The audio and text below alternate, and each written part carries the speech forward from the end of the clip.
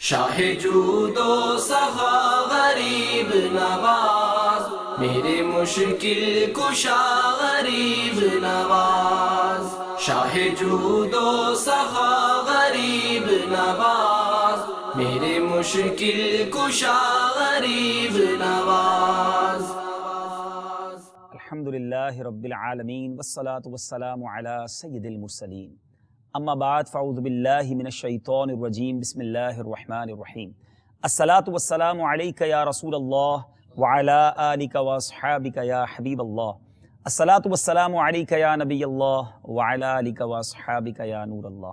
میرے پیارے اور محترم اسلامی بھائیوں اور مدنی چینل کے ناظرین، الحمدللہ عز و جل مدنی چینل کا یہ سلسلہ ویسے بھی بہت زیادہ انشاءاللہ برکتوں والا ہوگا کہ سلسلے میں انشاءاللہ کچھ ہی دیر کے بعد دعوت اسلامی کی مرکزی مجلس شورا کے نگران حاجی محمد عمران اتاری مدد اللہ العالی اپنے مدنی پھولوں سے ہمیں نوازیں گے۔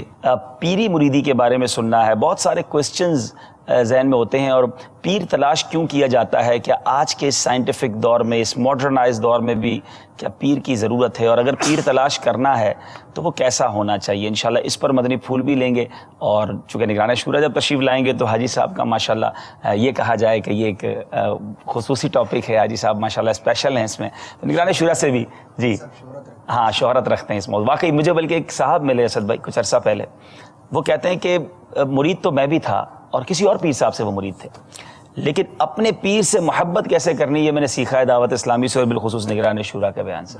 تو بہت سارے لوگوں کو اپنے پیر سے محبت کا درس دیا ہے دعوت اسلامی نے، اور بالخصوص ہمارے نگران شورا نے۔ تو آج اس پر بھی مدنی پھول لینے، اور پھر انشاءاللہ خواجہ صاحب نے یہ سفر کنٹینیو کیا، پھر کیسے اجمیر پہنچے، اور پھر اجمیر پہنچے تو گویا ایک طوفان برپا ہو گیا نا، کہ ایک جس کو کہتے ہیں نا کہ ساکت موجوں کے اندر کوئی ہلچل مچ جائے، ایک ایسی شخصیت وہاں پہنچی کہ جہاں کفر کا دورہ تھا، اور پھر وہاں پر ایک ایسی ہستی جاتی ہے جو بالکل باپ داداؤں کا ایک دین ہے، ایک چلی ہوئی روٹین ہے، ایک زندگی گزر رہی ہے، اور اس کے اندر ایک ہلچل مچانے شخص پہنچ جاتا ہے، اور وہ جا کر اللہ کا پیغام دیتا ہے اور اللہ کی دین کی طرف بلاتا ہے، اور پھر ایسا پیغام دیا، اس پیارے انداز سے پیغام دیا۔ بڑی مشکلیں بھی آئیں، بڑی تکلیفیں بھی آئیں، بڑا جس کو کہتے ہیں ریزسٹنس آئی، مخالف ہوائیں آئیں، بہت کوششیں کی گئیں خواجہ صاحب کو وہاں سے نکالنے کے لیے، تکلیف پہنچائی گئی، لیکن یہ مرد مومن ڈٹے رہے، اور کیسے ڈٹے رہے کہ آج بھی وہیں ہیں، اجمیر شریف میں ہیں۔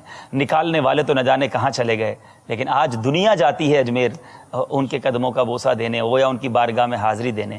تو بہرحال، اور پھر خواجہ صاحب کی زندگی کا ایک اور بڑا تابناک پہلو ہے، بہت خوبصورت پہلو ہے، کہ چونکہ مقابلہ تھا، ایک مخالف ہوا تھی، تو خواجہ صاحب رحمۃ اللہ تعالی علیہ نے پھر اللہ کی عطا سے وہ کرامتیں دکھائیں، ان کرامتوں کا ظہور ہوا کہ سامنے والوں کی عقلیں حیران ہو گئیں، اور مجبور ہو گئے وہ اس بات کو ماننے کے لیے کہ یہ اللہ کا بندہ، یہ واقعی جو پیغام لائے ہیں وہ سچ ہے، اور پھر لوگ ہلکا بگوش اسلام ہونے لگے، اور یہ ہزاروں نہیں بلکہ لاکھوں کی تعداد میں لوگوں نے کلمہ پڑھا، مسلمان ہوئے، اور خواجہ صاحب نے گویا کایا پلٹ کر رکھ دی۔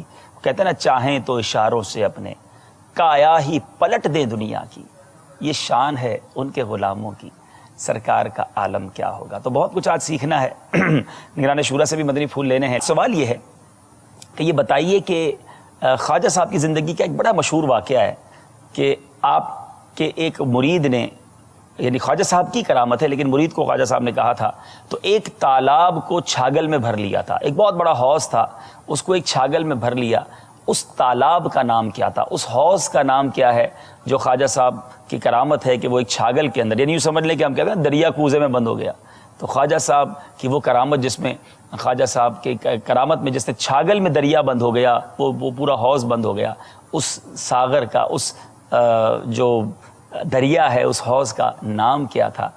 چلتے ہیں ہم اپنے موضوع کی طرف۔ بڑی رقت، بڑا محبت، بڑا والہانہ انداز ہم نے خواجہ صاحب کا دیکھا۔ تو پہلا سوال تو یہ ہوتا ہے کہ ٹھیک ہے، پہلے کے زمانے میں یہ بلاغ والے تھے، یہ بزرگ تھے، کیا آج کے دور میں بھی ہمیں کسی کو پیر بنانا ضروری ہے؟ پیر بنانے کا فائدہ کیا ہے؟ پہلے تو یہ بتائیے۔ بسم اللہ الرحمن الرحیم۔ دیکھیے، میں تو یہ سمجھتا ہوں، یہ عرض کروں گا کہ یہ کہنا کہ کیا آج کے زمانے میں ضرورت ہے یا نہیں، اس کے بجائے یہ کہا جائے کہ آج کے زمانے میں زیادہ ضرورت ہے تو یہ درست ہوگا۔ اچھا، کیونکہ ایک ہسٹری ہے اور سب اس بات کو مانتے ہیں کہ جوں زمانہ گزرتا چلا جا رہا ہے تو دین کی طرف رجحان لوگوں کا کم ہوتا چلا جا رہا ہے. تو جس چیز کی کمی ہوتی ہے اس کی ضرورت زیادہ ہوتی ہے. تو اگر اس کی ضرورت پچھلے زمانے میں تھی تو ہر آنے والے دن میں اس کی ضرورت مزید بڑھ رہی ہے. اور دوسرا جو آپ نے فرمایا کہ کیا یہ کیوں ضروری ہے اور اس کی کیا اہمیت ہے اور ضرورت کے حوالے سے، تو اس میں 2-3 باتیں عرض کروں گا. سب سے پہلے تو ہمیں یہ سمجھنا چاہیے کہ پیر بنایا کیوں جاتا ہے. تو جب یہ بات سمجھ میں آ جائے گی تو انشاءاللہ عز و جل اس کی ضرورت بھی سمجھ میں آ جائے گی. تو کسی کا مرید بننا، کسی کو اپنا پیر بنانا، یہ اللہ تبارک و تعالی تک پہنچنے کا ایک ذریعہ اور واسطہ ہے. ٹھیک ہے. نمبر 2، ہم سب شریعت پر عمل کرنا چاہتے ہیں، طریقت پر چلنا چاہتے ہیں، اللہ تبارک و تعالیٰ کا قرب پانا چاہتے ہیں. ہر مسلمان کی یہ خواہش ہوتی ہے کہ وہ باطنی طور پر ترقی کرے. تو جس طرح ہر راہ کے لیے ایک گائیڈ کی ضرورت ہوتی ہے. آپ دنیا میں سفر کرتے ہیں، پہلی مرتبہ کہیں جاتے ہیں تو گائیڈ اپنے ساتھ رکھتے ہیں.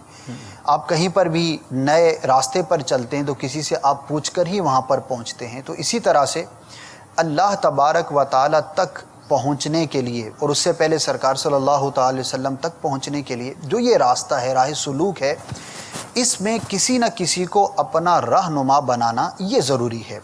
اب یہ ممکن نہیں کہ بغیر رہنما کے کوئی اپنی منزل تک پہنچے. اس کو مزید وضاحت کے ساتھ علماء کرام نے بڑی تفصیل کے ساتھ بیان فرمایا ہے.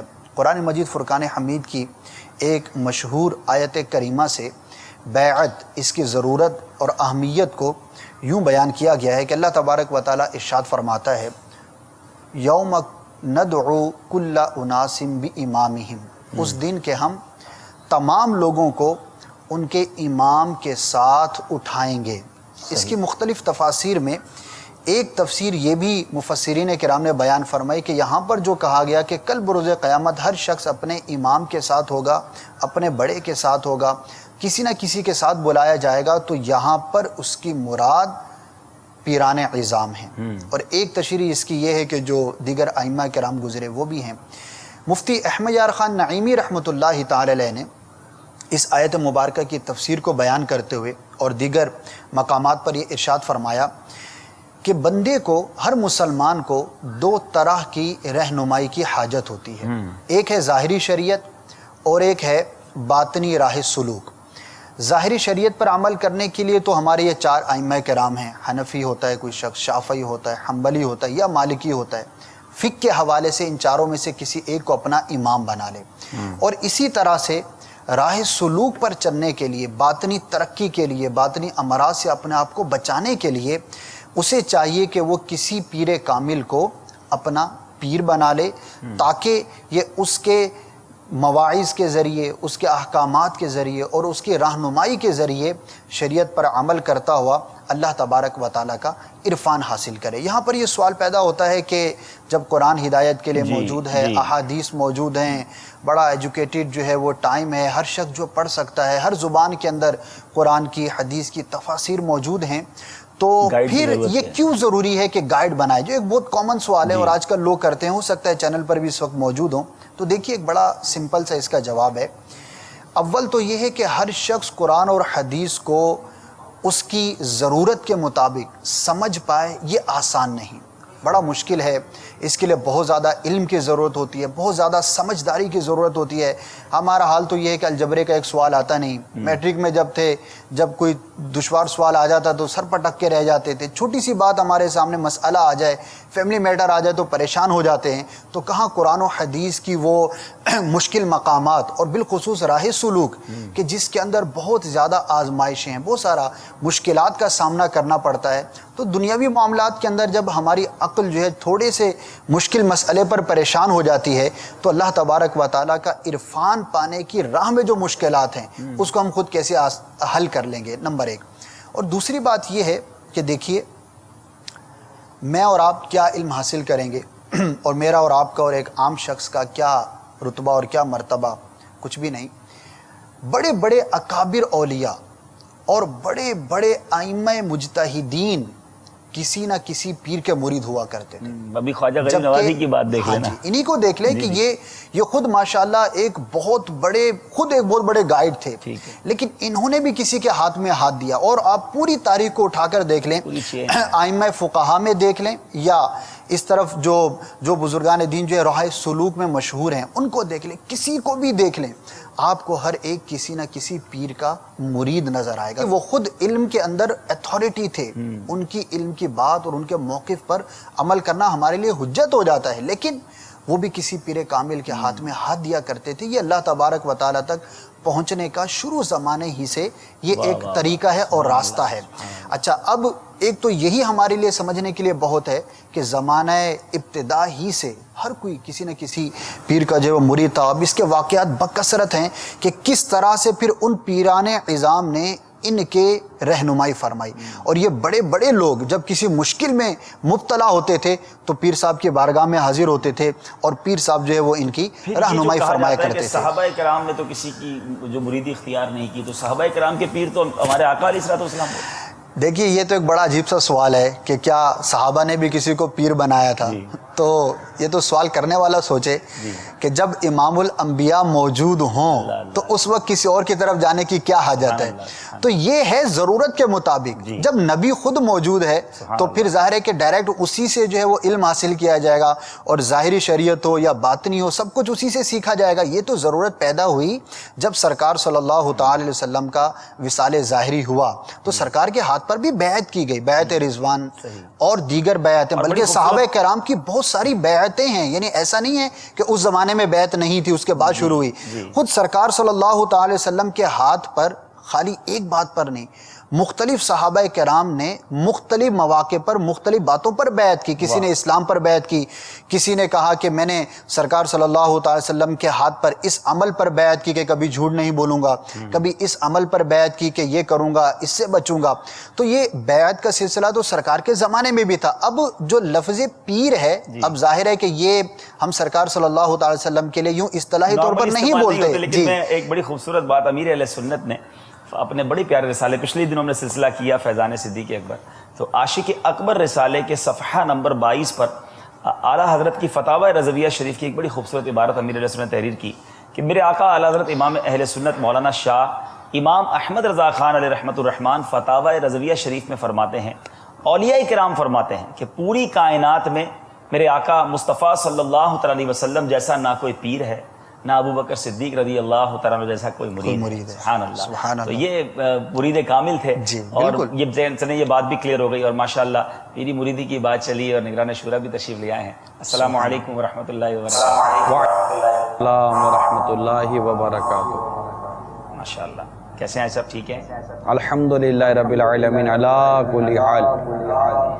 یہ سلسلہ جو بیعت کا تھا سرکار صلی اللہ تعالیٰ علیہ وسلم کے بعد خلفائے راشدین سے بھی بیعت ہوتی رہی. یہ بیعت کا سلسلہ چلتا رہا, حتیٰ کہ مفتی احمد یار خان نعیمی رحمۃ اللہ تعالیٰ علیہ نے اس بات کی صراحت فرمائی ہے کہ سیدنا امیر معاویہ رضی اللہ تعالیٰ عنہ کے دور میں پھر آگے چل کر یہ 2 بیعتوں کا سلسلہ شروع ہوا. یعنی ایک تو تھی یہ بیعت امامت کا جو بیان باہر شریعت میں بھی جو لکھا ہوا ہے, تو یہ امام بنائے جاتے تھے. جو بیعت ہوتی تھی خلافت کے بیعت ہوتی تھی, تو چونکہ وہ ساری منزلیں ایک ہی جگہ سے طے ہو رہی ہوتی تھی. پھر آگے جا کر یہ سلسلہ شروع ہوا جب ایک علم میں عمل میں اس طرح کی چیزوں میں جب کمی واقع ہونے لگی, تو وہ خاص لوگ جو تربیت کی طرف توجہ رکھتے تھے, تربیت کی طرف دھیان دیتے تھے اور اس طرح کی چیزیں کرتے تھے, تو وہ سلسلہ وہاں سے چلنا شروع ہوا, جو آج تک الحمدللہ جاری و ساری ہے, اور انشاءاللہ امید ہے کہ جاری و ساری رہے گا. خواجہ غریب نواز رحمۃ اللہ تعالیٰ علیہ اپنے پیر صاحب کا بڑا والہانہ ادب کرتے تھے, ان کی بڑی خدمت کی انہیں خواہش رہتی. پیر صاحب کا یوں سمجھ لیں ایک دیوانگی والا انداز تھا. تو یہ سوال تھا ذہن میں, اور ہم نے سوچا تھا کہ ماشاءاللہ آپ تشریف لائیں گے تو آپ سے پوچھیں کہ پیر کا کتنا ادب کرنا چاہیے. یعنی جو خواجہ صاحب کا ہم نے والہانہ پن پڑھا کتابوں میں, اور ہم نے کل بیان کیا کہ ایک خادم کی حیثیت سے پیر کے ساتھ رہتے تھے, اور پھر پیر صاحب نے ماشاءاللہ ان دعاؤں سے نوازا, وہ فیض عطا کیا کہ پھر الحمدللہ آج دنیا جانتی ہے خواجہ صاحب کو. تو ایک مرید کے لیے ایک مرید کے دل میں پیر کا ادب کتنا ہونا چاہیے اور اس کی کیا انداز ہونا چاہیے پیر کے لیے؟ اس کی کوئی حد نہیں کہہ سکتے. یعنی کہ اعلیٰ حضرت امام اہل سنت رحمۃ اللہ تعالی کا موقف تو یہ کہ کوئی مرید پیر کے حق سے سبکدوش ہو ہی نہیں سکتا. وہ کیسے اسے خلاصی پائے گا؟ تو جو بھی شریعت کے دائرے میں رہ کر ایک ادب و تعظیم و توقیر کے جو معاملات ہیں وہ تو مرید کو بجا لانے پڑیں گے. حتیٰ کہ پیر کی جگہ پر جو پیر کی خاد نشست ہوتی ہے وہاں بیٹھنے تک کے متعلق لکھا گیا.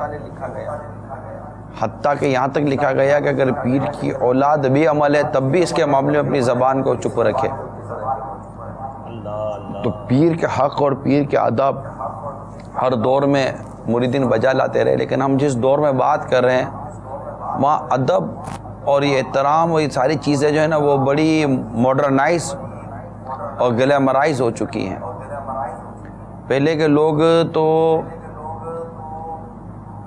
بزرگوں کے آگے بغیر ٹوپی ننگے سر جاتے نہیں تھے. اب وہ دور نہ رہا. حقیقت یہ ہے کہ موجودہ نظام تعلیم اور ماڈرنائز اور گلیمرائز قسم کی جو زندگی کے جو انداز اور پھر اس طرح کی بعض گفتگو کے جو انداز ہیں اس نے ہمارے عام آدمی کے ذہن کو بری طرح متاثر کیا ہے اور اس کی وجہ سے ادب کا بہت معاملہ. اب دیکھیں مسجد رہ گئی. اب مسجد میں لوگ پہلے بغیر مطلب ایک طرح سے کہے گئے سوال ہی نہیں پیدا ہوتا کہ لوگ مسجد میں ننگے سر داخل ہوں. آج آپ کے سامنے ہے کہ نماز پڑھنے میں ایک بڑی تعداد ہے، نمازیوں کی بڑی تعداد ہے جو ننگے سر ہوتی ہے. امامہ شریف پہناتے کہتے رہے تو امامہ شریف کو لوگ بھولتے چلے گئے. ٹوپیوں پر آ گئے، ٹوپیاں اتری تو اب ننگے سر ہو گئے. رومال جیب میں رکھتے تھے، رومال بھی گئے. تو پہلے بزرگوں کے پاس جاتے تھے سر ڈھانپتے تھے، مسجد میں جاتے تھے سر ڈھانپتے تھے، مزارات اولیاء کے پر حاضری ہوتی تھی تو سر کو ڈھانپا جاتا. سر ڈھانپنا یہ ایک ادب ہے، ایک احترام، ایک تعظیم ہے اس مقام کی، اس شخصیت کی. تو یہ ہمارے سامنے ہے کہ لوگ نہیں آتے. اور جو بالخصوص خاص پڑھے لکھے سمجھدار یا کوئی کوالیفائڈ قسم کے یا کوئی پروفیشنل قسم کے جو لوگ ہوتے ہیں وہ تو سمجھتے ہیں کہ یار یہ کیا مطلب کہ اس کو لوگ شخصیت پرستی کا نام دے دیتے ہیں. تو بہت معاملہ جو ہے نا وہ اچھا پھر ایسے لوگوں کو کیا، ایسے لوگ پھر باتیں کرتے رہتے ہیں، لمبی لمبی لاپتے لمبی لے کر آتے ہیں. کوئی ٹھکانہ نہیں ہوتا ان کی گفتگو کا. ان کو کسی چیز کی بات سمجھاؤ تو وہ الٹی ایسی بحث کرتے ہیں کہ عام آدمی کو اس ایسے شخص کو سمجھانا مشکل ہے. اب وہ بولیں گے کہ تم ہی مسلمان ہو، مسلمان نہیں ہیں. مسلمان ہونے نہ ہونے پر بحث نہیں ہے. علم، معلومات اور جس سبجیکٹ پر گفتگو کی جا رہی ہے سبجیکٹ کے اوپر آپ کی نالج کیا ہے. تو یہ ساری باتیں بہت پلس رکھتی ہیں اور فی زمانہ حالات بہت ناگفتہ بے ہیں اور لوگ ادب اور احترام و تعظیم و تکریم کے حوالے سے بہت پیچھے چلے گئے. یعنی سبع سنابل شریف میں نے یہاں تک پڑھا ہے کہ ایک بزرگ فرماتے ہیں کہ ہمیں کوئی ایسا مرید ملتا کہ ہم اس کے بدن کی کھال ادھیڑ کر اس میں بھوس بھر کر لٹکا دیتے اور لوگوں کو کہتے کہ دیکھو مریدی اس شے کا نام ہے. یہ بہت پرانی بات کی. تو اب موضوع لے کر چلیں پیری مریدی کا، لیکن اب یہ موضوع رہ گیا ہے. سیدھی سی بات یہ ہے مرید اب وہ جیسے رہ گئی رسم ازا روح بلالی نہ رہی، فلسفہ رہ گیا تلقین غزالی نہ رہی. اب تو پیر کے معاملے میں پڑی کس کو ہے؟ پیر پیسہ دے، پیر بننے سے مطلب ایک آدمی نے پیر پکڑا تو اس کی سیٹ مل جائے تو وہ اس کا بونڈ کھل جائے، اس کے اولاد ہو جائے، اس کے جھگڑے نپٹ جائیں، اس کا کاروبار کھل جائے، اس کی ڈیل فائنل ہو جائے، اس کا پلاٹ نکل آئے، تو مطلب کوئی بھی گھر کی چیز اس کو مل جائے. تو یہ سب پیسہ آنا شروع ہو جائے، گھر میں پکنا شروع ہو جائے، زیادہ مکان 2-4 ہونا شروع ہو جائیں تو وہ یار پیر صاحب بڑا کامل ہے اپنا، یار بہت موج لگ گئی. جب سے پیر صاحب کو پکڑا ہے موج لگ گئی ہے. اب آپ بتائیں جب دنیا پیر جیسے منصب کو اپنی دنیا کے لیے جب استعمال کرے گی تو اب پیری مریدی کا کیا کانسیپٹ رہے گا یار؟ آپ کو بنایا اس لیے جاتا ہے نا کہ کام مدینہ سیدھے ہو جائیں گے، پیر صاحب ہوں گے تو اپنے مصیبتیں حل ہو جائیں گی، کاروبار چل پڑے گا۔ پیر ڈھونڈا بھی تو وہی جاتا ہے کہ بھائی جس سے کام سیدھے ہو جائیں گے، بلکہ پہلے پوچھا جاتا ہے پیر مضبوط ہے کہ نہیں، اس کے مرید کا بیڑا پار ہوتا ہے نہیں ہوتا ہے۔ دیکھیں مشکل آسانی یا ان تمام چیزوں تو اب ایک ڈسپرین کھا لو، گولی کھا لو تو 5-10 منٹ کے اندر کوئی بھی ایسی دوا کھا دو سر کا درد صحیح ہو جاتا تو کیا گولی کو پیر بنا لو گے یار؟ کوئی انجیکشن کھا لو تو فوراً درد چلا جاتا ہے۔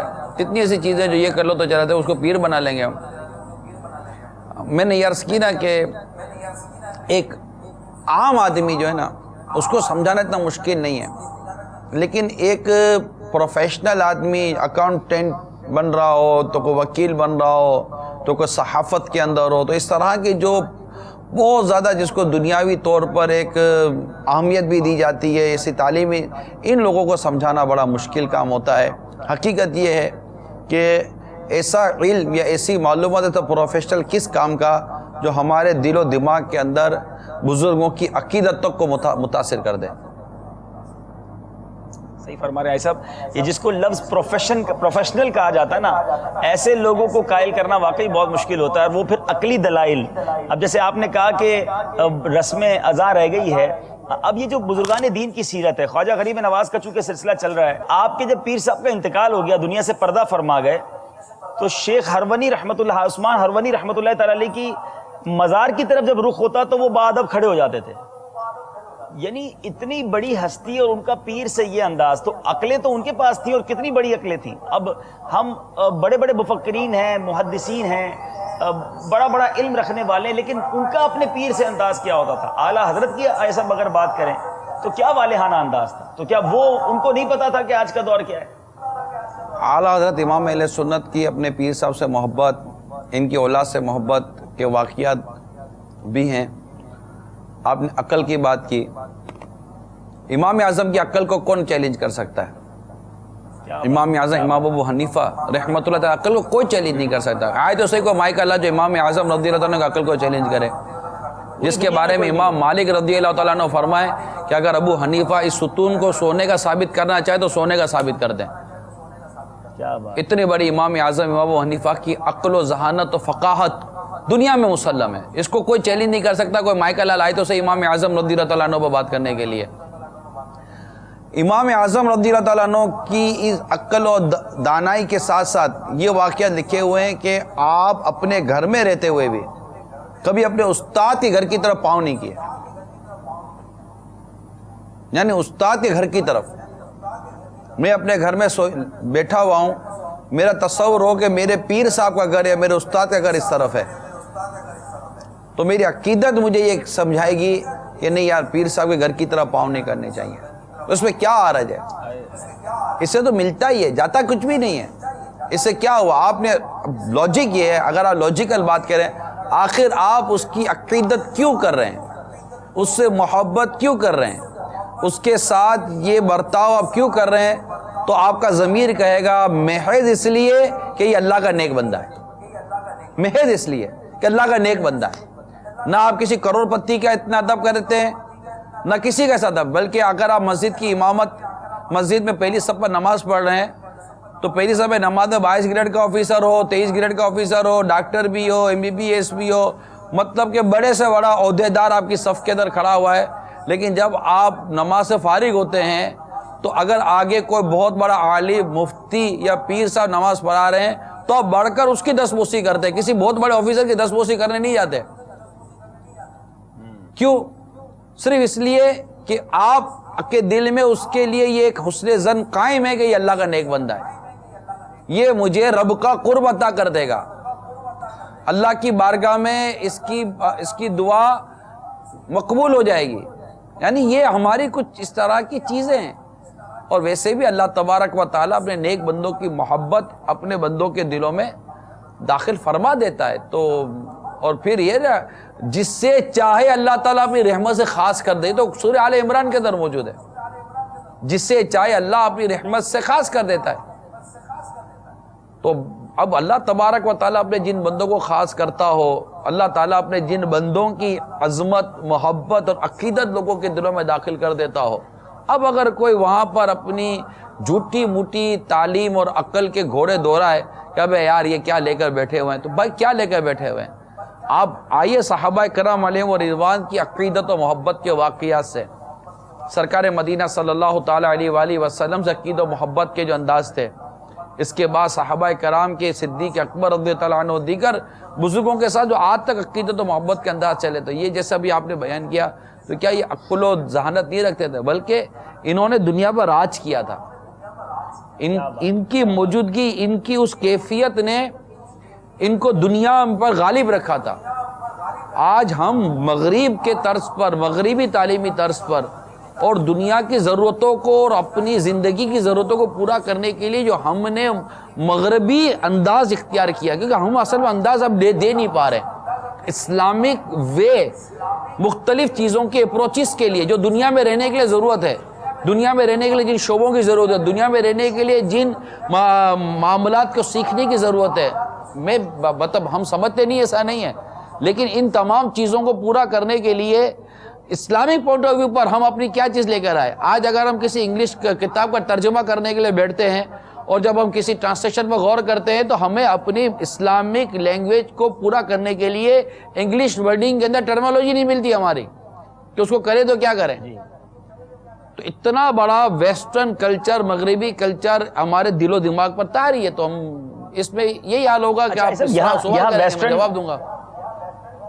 ویسٹرن کلچر، ماڈرنائز لائف کی جو بات ہو رہی ہے، جو لوگ ہمیں یہ سکھانے آتے ہیں یا سمجھانے کی کوشش کرتے ہیں کہ یار یہ شخصیت کے پیچھے کیوں ایسی ادب ہے اور اتنا احترام ہے، لیکن اگر انہی لوگوں کو کسی اور کا جب دیوانہ دیکھتے ہیں تو وہ کوئی گناہگار، فاسق و فاجر بھی ہو یا بعض اوقات معاذ اللہ غیر مسلم بھی ہو، لیکن اگر وہ کسی فن میں بہت آگے، وہ کھلاڑی ہے یا وہ کوئی اداکار ہے، تو اس کے پیچھے یہی لوگ، یہ جو ماڈرنائز لوگ ہیں، اس کا ایک دیدار کرنے کے لیے، اس کی کوئی چیز لینے کے لیے، اس کا آٹوگراف لینے کے لیے، اس کو دیکھنے کے جس طرح لپکتے ہیں، مچلتے ہیں، ایک دوسرے پر گرتے پڑتے ہیں، تو وہاں وہ کیا چیز ہوتی ہے پھر؟ گرتے ہیں، ایک تو ان کا دیدار کرنے کوئی بھی نہیں جاتا۔ یہ بڑے سے بڑا پڑھا لکھا آدمی بھی یہ نہیں بولے گا کہ میں کسی کرکٹر کا دیدار کرنے جا رہا ہوں، کسی گلوکار کا دیدار کرنے جا رہا ہوں، کسی اداکار کا دیدار کرنے، یہ لفظ آج بھی مسلمان کی زبان پر نہیں آپ کو ملے گا۔ جی جی صحیح فرمایا۔ یہ دیدار کا لفظ اگر یہ کہیں آپ کو ملے گا تو کسی اللہ کے نیک بندے کے لیے ہی ملے گا، جب بھلے وہ کیسا ہی کڑے پہننے والا، پونی بنانے والا، بالی پہننے والا، داڑھی منڈا، ایک نمبر کا فاسق و فاجر، بے نمازی بھی آدمی ہوگا نا، وہ 10 جگہوں تو پھٹی ہوئی پینٹ پہنا ہوا آدمی ہوگا، اپنے اس کو دیکھ کر بولے گا کہ کیا بن کر باہر آئے، اتنے باگڑے چھاپڑے اس نے بنائے ہوئے ہوں گے، بالکل ایک نمبر کا مطلب وہ تماشا بنا ہوا ہوگا، لیکن یہ کسی بھی دنیاوی شخصیت کے لیے یہ لفظ نہیں بولے گا کہ میں اس کا دیدار کرنے کے لیے جا رہا ہوں۔ دیدار کا لفظ یہ اللہ کے نیک بندے کے لیے بولے گا۔ اتنی تو رما کو چمک آج مسلمان کے دل میں، تماشا دیکھنے جاتا ہے، تو وہ مطلب کہ یہ جو چاہتے ہیں تو یہ کہیں گے ہم ایسا کیا کرتے ہیں۔ اب تو دیکھیں ایک مشہور آدمی ہے، اس کو دیکھنے کے لیے کون نہیں جاتا، لیکن اللہ تبارک و تعالیٰ جن کی عقیدت و محبت لوگوں کے دلوں میں بسا دیتا ہے، اور رہی شخصیت، آج تک آپ بتائیے کہ یہ زمانہ کبھی شخصیت سے خالی رہا ہے؟ جس کا آج آپ عرس منا رہے ہیں، یاد منا رہے ہیں، ہند کی ان سے بڑی شخصیتوں کو علاقہ بتائے، ان کے دربار پہ جا کر کوئی دیکھے تو صحیح، پتہ چلے شخصیت کس شے کا نام ہے، ان کے دربار پہ کوئی جا کر بیٹھے شخصیت کس شے کا نام ہے۔ ٹھیک ہے، میں مانتا ہوں کہ بہت سارے درباروں میں، مزارات پر اس طرح کے معاملات ہوتے ہیں جو خلاف شریعت ہوتے ہیں، اس کا کون انکار کرتا ہے؟ تو جو خلاف شریعت ہے وہ خلاف شریعت ہی ہے، میرے کہنے سے وہ شریعت والا نہیں ہو جائے گا، لیکن جو کام درست ہو رہے ہیں، ان کی برکتیں، ان کے فیضان کا کون انکار کرے گا؟ تم سے ایک شخص نمازی نہیں بن پاتا، میرے غریب نواز نے لاکھوں لاکھ کو مسلمان بنا دیا۔ ان کا جب ذکر آتا ہے تو قرآن کی آیت پڑھی جا رہی ہے، اللہ کے نیک بندوں کی جب یاد مناتے ہیں، ان کی تاریخ مناتے ہیں، ہم 6 رجب المرجب اب منائیں گے، 22 رجب المرجب کو امام جعفر صادق رضی اللہ تعالیٰ عنہ کا دن منائیں گے، یا امیر معاویہ رضی اللہ تعالیٰ عنہ کا ہم دن منائیں گے، یا خلفۂ راشدین کا جو بھی بزرگوں کا دن مناتے ہیں، قرآن کی آیت پڑھتے ہیں، حدیث پڑھتے ہیں، اقوال بزرگان دین کے اقوال پڑھتے ہیں، ان کی باتیں سن کر لوگ نمازی بنتے ہیں، پرہیزگار بنتے ہیں، ان کے دل میں اللہ اس کے رسول کی محبت پیدا ہوتی ہے۔ لیکن جب یہ دنیاوی مشہور آدمی مرتا ہے تو ان کا جب مرنے کا دن آتا ہے، سال پورا ہوتا ہے، تو ان کے نام پر گانے چلائے جاتے ہیں، ان کے نام پر موسیقی بجائی جاتی ہے، ان کے نام پر طرح طرح کے مطلب کہ الٹے سیدھے فنکشن کروائے جاتے ہیں۔ اب آپ بتائیے کہ کمپیریٹیو اگر گفتگو کی جائے تو ہمارے سامنے ہے۔ تو اللہ کے نیک بندوں کا ذکر اللہ تعالی ہمیں مرتے دم تک کرتے رہنے کی توفیق عطا فرمائے۔ آمین آمین۔ بھائی صاحب یہ موضوع چلا ہے تو اس پر ایک سوال اور ذہن میں آتا ہے کہ اگر چلیں پیر تلاش کرنا ہے، پیر بنانا ہے، ابھی اسد بھائی نے بھی ہمیں ماشاءاللہ مدنی پھول دیے کہ ضروری کیوں ہے، تو اب تلاش کرتے وقت کیا دیکھا جائے پیر کے اندر، یہ بھی اگر ہمیں کلیئرفائی ہو جائے۔ 4 شرائط میرے آقا اعلیٰ حضرت امام اہل سنت نے جو بیان کی ہیں وہ دیکھا جائے کہ پیر صحیح العقیدہ سنی مسلمان ہو، عالم ہو، فاسق معلن نہ ہو یعنی اعلان یا گناہ نہ کرتا ہو، اور اس کا سلسلہ سرکار صلی اللہ تعالیٰ علیہ وسلم سے بلا منقطع ہوئے یعنی کہیں سے ڈسکنیکٹ ہوئے سرکار صلی اللہ تعالیٰ علیہ وآلہ وسلم سے مل جاتا ہو۔ جیسے امیر اہل سنت ہے تو ان کا سلسلہ ملتے اعلیٰ حضرت سے سلسلہ ملتے غوث پاک سے سلسلہ ملتے حسنین امام مولا مشکل کشا شیر خدا کرم اللہ تعالیٰ وجہ الکریم، اور وہاں سے سرکار صلی اللہ تعالیٰ علیہ وآلہ وسلم، تو پوری ایک شجرہ پوری چین بنی ہوئی ہو۔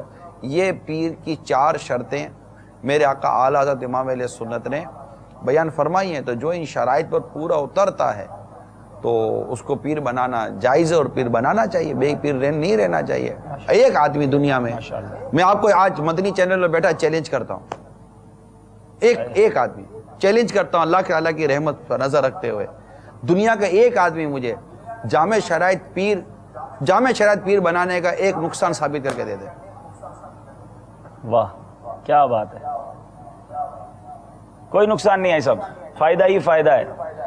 مدنی چینل کے ناظرین چلیں، آج بات چلی ہے خواجہ صاحب کا تذکرہ ہے اور پیر کیسا ہونا چاہیے، پیر کیوں ضروری ہونا چاہیے، یہ باتیں ہوئیں، اور الحمدللہ نگران شورا نے بڑی پیاری مثال دی کہ آج کے دور میں امیر اہل سنت ہمارے درمیان ایک ایسی ہستی ہیں جو جامع شرائط پیر ہیں اور جن کے مرید بننے کے بعد تبدیلی ہم نے خود دیکھی ہے، آپ بھی اپنی آنکھوں سے دیکھ رہے ہیں کہ ان کا دامن جو تھامتا ہے اس کی زندگی میں فرق آنا شروع ہو جاتا ہے، نیکی کی طرف رجحان بڑھنا شروع ہو جاتا ہے، گناہ سے بچنا آسان ہو جاتا ہے۔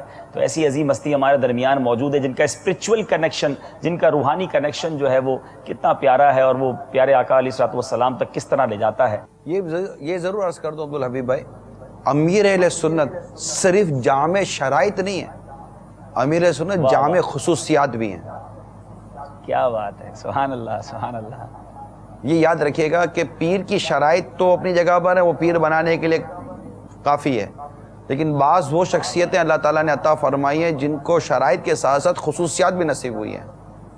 سبحان اللہ سبحان اللہ۔ تو امیر سنت جیسے عام ہر ڈاکٹر ہر کوئی ہوتا ہے لیکن ہر کوئی اسپیشلسٹ نہیں ہوتا،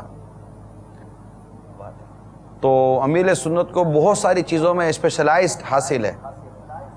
ماشاءاللہ ماشاءاللہ۔ اس دور میں جتنی داڑیاں انہوں نے رکھوائی ہیں، جتنے امام انہوں نے پہنوائے ہیں، جتنے بے نمازی کو نمازی انہوں نے بنوایا ہے، جتنے لوگوں کے حلیے انہوں نے تبدیل کروائے، یہ میں ضرور عرض کر دوں۔ یہ جو شخصیت کی باتیں کرتے ہیں نا، آج آپ کو مطلب جب سے ہم نے ہوش سنبھالا ہے، پیدا ہوئے ہیں، ہوش سنبھالا ہے، ہم نے کئی لوگوں کے نام سنے ہیں کہ آج اس کا ہیئر اسٹائل چل رہا ہے تو پھر 2-4 سال کے بعد دوسرے کا ہیئر اسٹائل چلتا ہے، آج اس کا پینٹ شرٹ کا اسٹائل چل رہا ہے تو 2 سال کے بعد کبھی وہ بڑے بوٹم چلتے تو کبھی چھوٹے بوٹم چلتے تو کبھی اتنے بند ہو جاتے ہیں کہ پلاسٹک کی تھیلی پہنو تو اس کے بعد پاؤں اندر جاتا ہے، تو کبھی اتنا بڑا ہوتا ہے کہ اس کے اندر مطلب 10 پاؤں اندر ایک ساتھ چلے جائیں گے، تو کبھی ایسے شرٹ پہنتے ہیں کہ وہ ڈھانچہ نظر آتا ہے اسٹیچو کھڑا ہوا ہے، اور کبھی اتنا بڑا شرٹ پہنتے ہیں کہ 4 آدمی ایک ساتھ ایک شرٹ کے اندر داخل ہو جائیں تبھی کافی کفایت کر جائے گا۔ تو یہ کہاں طرح کبھی ادھر سے بال کم تو ادھر سے بال زیادہ، تو کبھی یوں کم تو یوں زیادہ، یہ اور یہ کنٹینیو لوگ تبدیل ہو رہے ہیں، آپ دیکھ لیجیے کنٹینیو لوگ تبدیل ہو رہے ہیں۔ یہ کہیں گے کہ آج ہم اس کو فالو کر رہے ہیں، بولے کل ہم اس کو فالو کر رہے ہیں، آج اس کا چاند چڑھا ہوا تھا کل اس کا چاند چڑھا، یہ سارے چاند گرن والے ہیں، یہ چڑھا ہوا یہ چڑھا ہوا یہ چڑھا، کبھی اس کے پیچھے کبھی اس کے پیچھے۔ آج میں مدنی چینل میں بیٹھا آپ سے ایک سوال کرتا ہوں، میرے باپا امیر اہل سنت کو دعوت اسلامی کے ذریعے نمایاں ہوئے 1981 سے لے کر آج تک آپ لے لیجئے، 1981 سے لے کر آج تک لے لیجئے، کتنے سال ہوئے؟ تقریباً 32 سال 33 سال ہو گئے، ٹھیک ہے۔ جنہوں نے امیر سنت کی اداؤں پر عمل کیا، 32 سے 33 سال ہو گئے. اللہ تبارک و تعالیٰ امیل سنت کو نظر بد سے بچائے, ان کو اور ہم سب کو زوال نعمت سے بچائے, ان کو عروج, ترقی, سلامتی, عافیت, صحت عطا فرمائے, ان کا سایہ تادیر قائم و دائم فرمائے, انہیں عمر خضری عطا فرمائے, اور ہم سب کو ان کے فیضان سے مالا مال فرمائے. میں مدنی چینل کے ناظرین سوال کرتا ہوں کہ آپ کو 2 نہیں 3 نہیں ہزاروں نوجوان ملیں گے جو ان جیسا امامہ پہنتے ہیں, ان جیسی چادر پہنتے ہیں, ان جیسا لباس پہنتے ہیں, ان جیسی گھڑی پہنتے ہیں, ان کے جیسے چپل پہنتے ہیں, ان کے جیسے بال بناتے ہیں, ان کی طرح تیل لگاتے ہیں, ان کی طرح سربت باندھتے ہیں, ان کی طرح پاجامہ بناتے ہیں, ان کی طرح کرتا بناتے ہیں, ان کی طرح 2 جیب بناتے ہیں. یہ جو کرتے ہیں وہ کرتے ہیں. یہ کارڈ لگاتے تو کارڈ لگاتے, سب لگاتے ہیں. اور 1 مرتبہ نہیں, 2 مرتبہ نہیں, مہینہ نہیں, 2 مہینہ نہیں, یہ برسوں پر ہے, یہ چینج نہیں ہوتے. یہ ان کی گاڑی چلی رہی ہوتی ہے. کیوں؟ آخر کیا وجہ ہے کہ دنیا کی اتنی شخصیتیں آئیں جن کے پیچھے چلنے والے, آپ مجھے بتا سکتے ہیں کہ اس کے پیچھے یہ چلے, کوئی سال چلا, کوئی 5 مہینے چلے, کوئی 10 سال چلے, وہ بھی اللہ اور اس کے رسول کی محبت میں جو چلے, ان کی تو میں کیا آپ کو مثالیں دوں. لیکن میری امیل سنت کی وہ ذات ہے, اللہ کی رحمت سے میرے خواجہ کا فیضان ہے کہ ان کے پیچھے چلنے والے 35 سال ہو گئے, 25 سال ہو گئے. وہ جیسے ان میں تبدیلی آتی ہے امیل سنت, اگر کل سفید چادر نہیں تھی, سفید چادر انہوں نے پہن لی, تو قوم نے سفید چادر پہنی نہیں پہنی.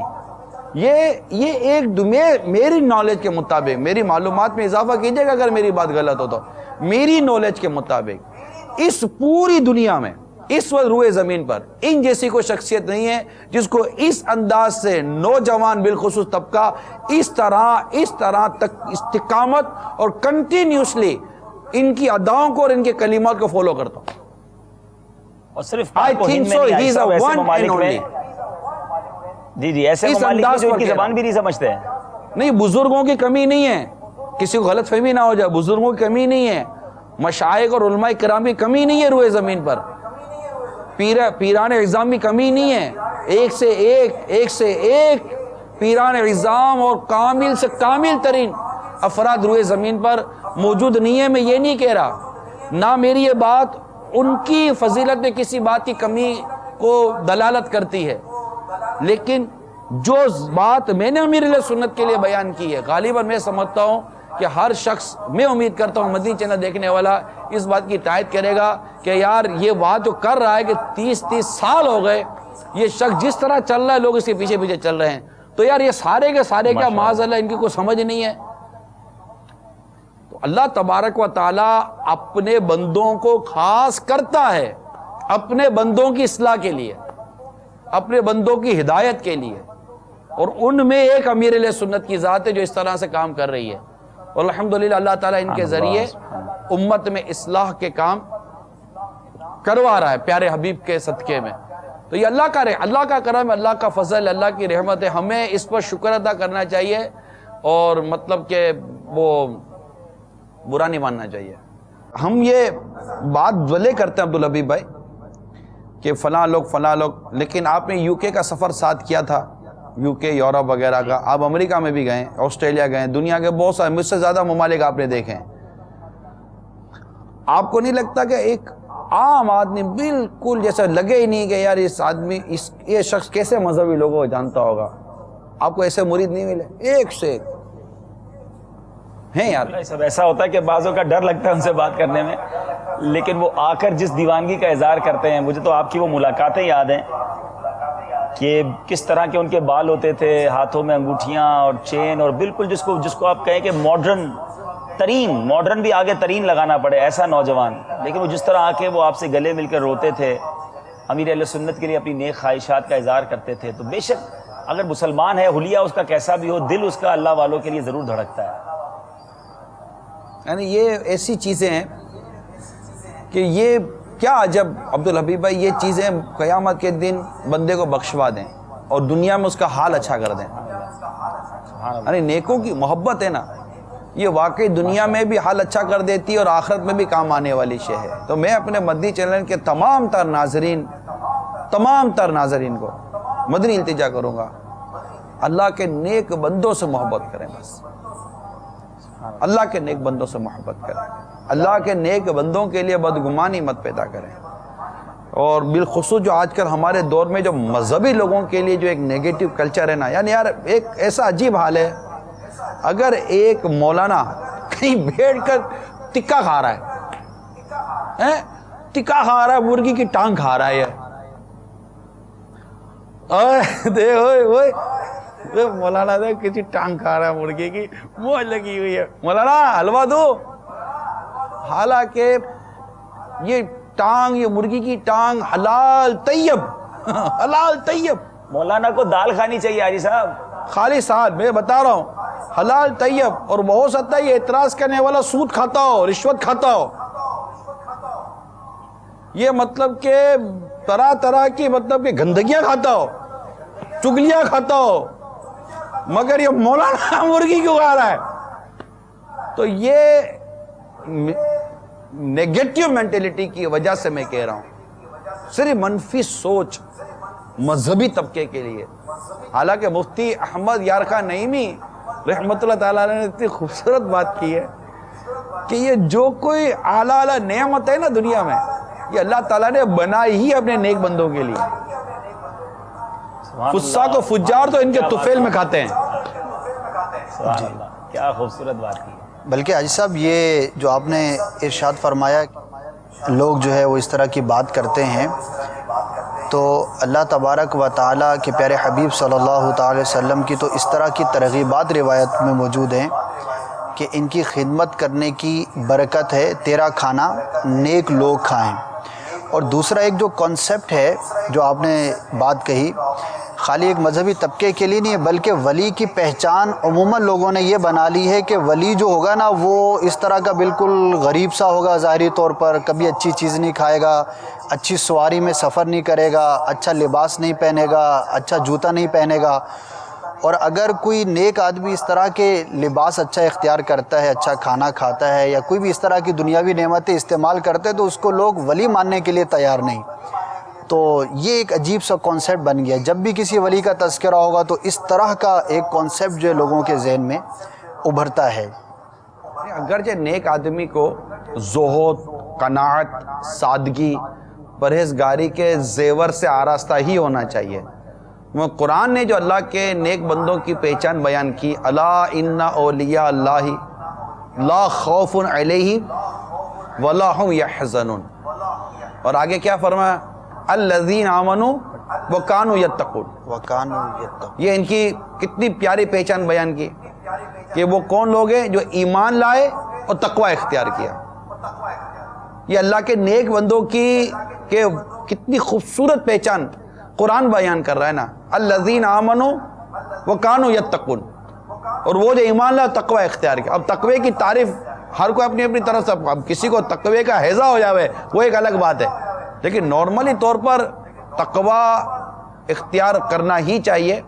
لیکن میں کہہ رہا ہوں کہ بدگمانی مت کریں، بدگمانی نہیں کریں. اگر کوئی سرکار صلی اللہ تعالی وسلم کی سیرت پاک پر عمل کر رہا ہے، سرکار صلی اللہ تعالی علیہ وسلم سے جو جو افعال اور اعمال ثابت امت کی تعلیم کے لیے اگر اس پر وہ عمل کر رہا ہے، یا سرکار صلی اللہ تعالی وسلم نے ان سے منع نہیں فرمایا عمل کر رہا ہے، کتنی بڑی جہالت کی بات ہے کہ جس چیز پر شریعت تنقید نہیں کرتی، جس چیز پر شریعت اعتراض نہیں کرتی، جس چیز سے شریعت منع نہیں کرتی، ہو آ رہی ہو یار، تم ہوتے کون اس کو منع کرنے والے؟ خالی اپنی فضول عقل کے فضول قسم کے گھوڑے دوڑا رہے ہو، یہ غلط ہے. یہ امیل سنت نے بڑی پیاری بات کی تھی، میں آپ کو بولنے کا موقع نہیں دے رہا ہوں معذرت کے ساتھ، اور لمبی سانس لے رہا ہوں، پھر میں آپ کو دبا دیتا ہوں. نہیں چلتا ہے، ابھی میری باری ہے، ابھی آپ سلسلہ چلا دے رہے نا، میں چلا جاؤں گا، کوئی بات نہیں. صلو علی الحبیب صلی اللہ تعالی علی محمد. مسئلہ یہ ناظرین بھی کچھ بولنا چاہتے ہیں. امیر سنت نے بڑی پیاری بات کی تھی. ہمارے پرانے علاقے میں ایک، یعنی وہ یہی کسی نے کہا تھا یار یہ مولانا حلوے مانڈے بہت کھاتے ہیں نا، تو امیر نے فرماتے ہمارے علاقے میں ایک مشہور حلوہ پوری والے کی دکان تھی نا، تو میں نے اس کو بولا کہ تو چل میرے ساتھ، میں تیرے کو دکان کے باہر کھڑا رکھ کے پوچھتا ہوں، اور جا کے تو دیکھ لے اس دکان کے اندر داڑھی والے کتنے بھیگے، داڑھی والے کتنے، مولانا کتنے اور منڈانا کتنے، تو تجھے پتہ چلے گا کہ کون کتنا زیادہ کھاتا ہے.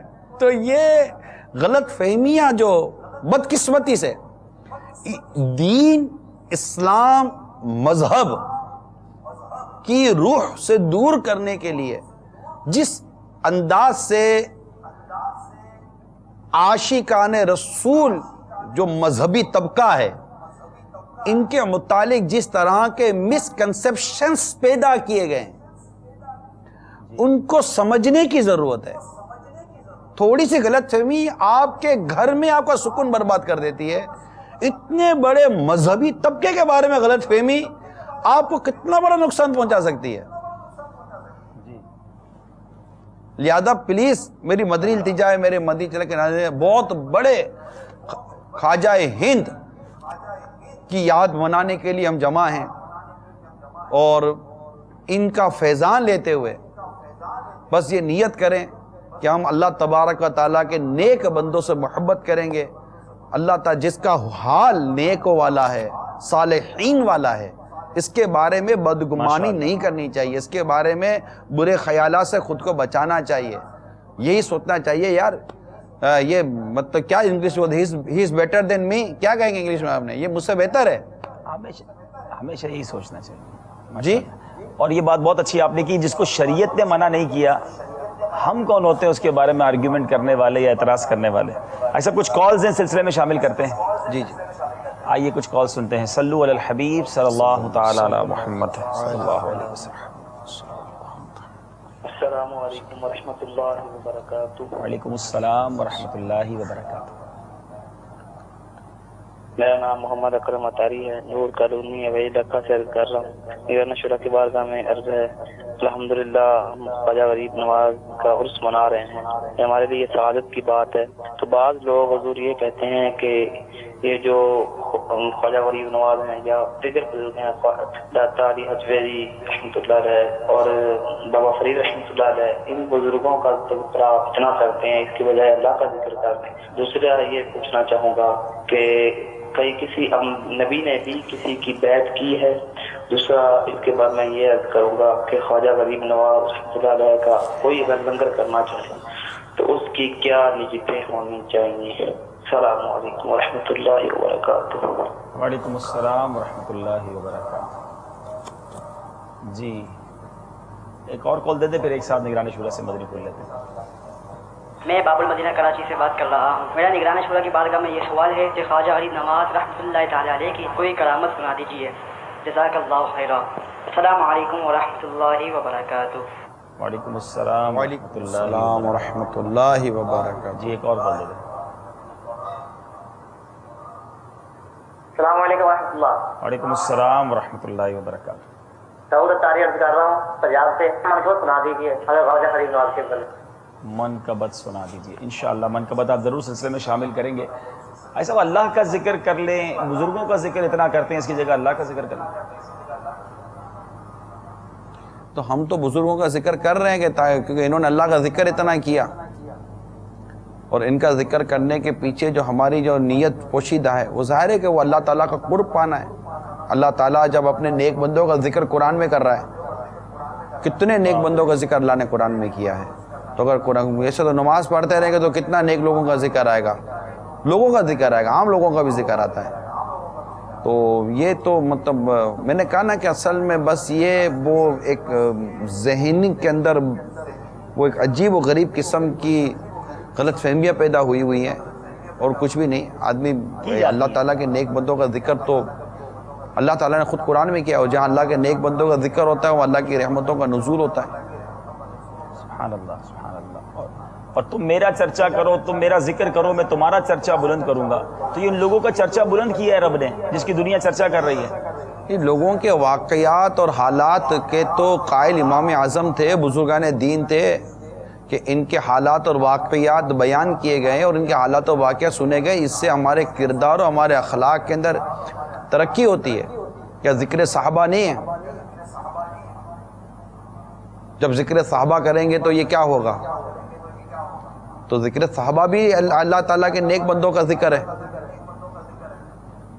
اسی طرح پہ اولیاء کرام کا کی احادیث میں بنی اسرائیل کے نیک لوگوں کے تذکرے موجود ہیں, اور اس کے واقعات میرے آقا علیہ الصلوۃ والسلام نے احادیث میں بیان فرمائے. یہ سرکار صلی اللہ تعالیٰ علیہ وسلم نے خود روایتیں بیان, آپ کے خود اپنے ارشادات ملتے ہیں بعض لوگوں کے حوالے سے کہ وہ یوں کرتے تھے, وہ یوں کرتے تھے, وہ یوں کرتے تھے. تو ذکر صحابہ پر کس کو اعتراض ہوگا؟ یہ بھی اللہ کے نیک بندے ہیں. اسی طرح جب ہم ان اولیاء کرام کا ذکر کرتے ہیں جنہوں نے قرآن و حدیث پر عمل کیا، ان کے ذریعے ہمیں پتہ چلتا ہے کہ اسلامی زندگی کیسے گزاری جائے. بہت اچھی بات ہے، یہ اللہ تعالیٰ کا قرب پانے کا بہترین ذریعہ ہے، اللہ کے نیک بندوں کا ذکر کرنا. ماشاءاللہ ماشاءاللہ سبحان اللہ. اچھا لنگر کوئی کرنا چاہے تو اس کی نیت کیا ہونی چاہیے؟ لنگر کوئی کرنا چاہے، سب سے پہلے تو اللہ کی رضا پانے کی نیت ہو کہ اللہ کی رضا پانے کے لیے کھانا کھلا رہا ہوں، اور کھانا کھلانے پر جو فضائل حدیثوں میں بیان کیے گئے ان پر نظر رکھے. پھر یہ کہ حلال مال سے کھلائے، کہ حرام مال سے نہ کھلائے، کہ اللہ پاک شے قبول فرماتا ہے. فقراء و مساکین کی آؤ بھگت کرے اور ان کو خاص مقام و جگہ دے. پھر کھانا ضائع نہیں کروں گا. عمدہ جو اللہ تعالیٰ نے اس کو استطاعت دی، اس استطاعت و قدرت کے مطابق وہ عمدہ کھانا کھلانے کی نیت کرے، سنت کے مطابق کھلاؤں گا.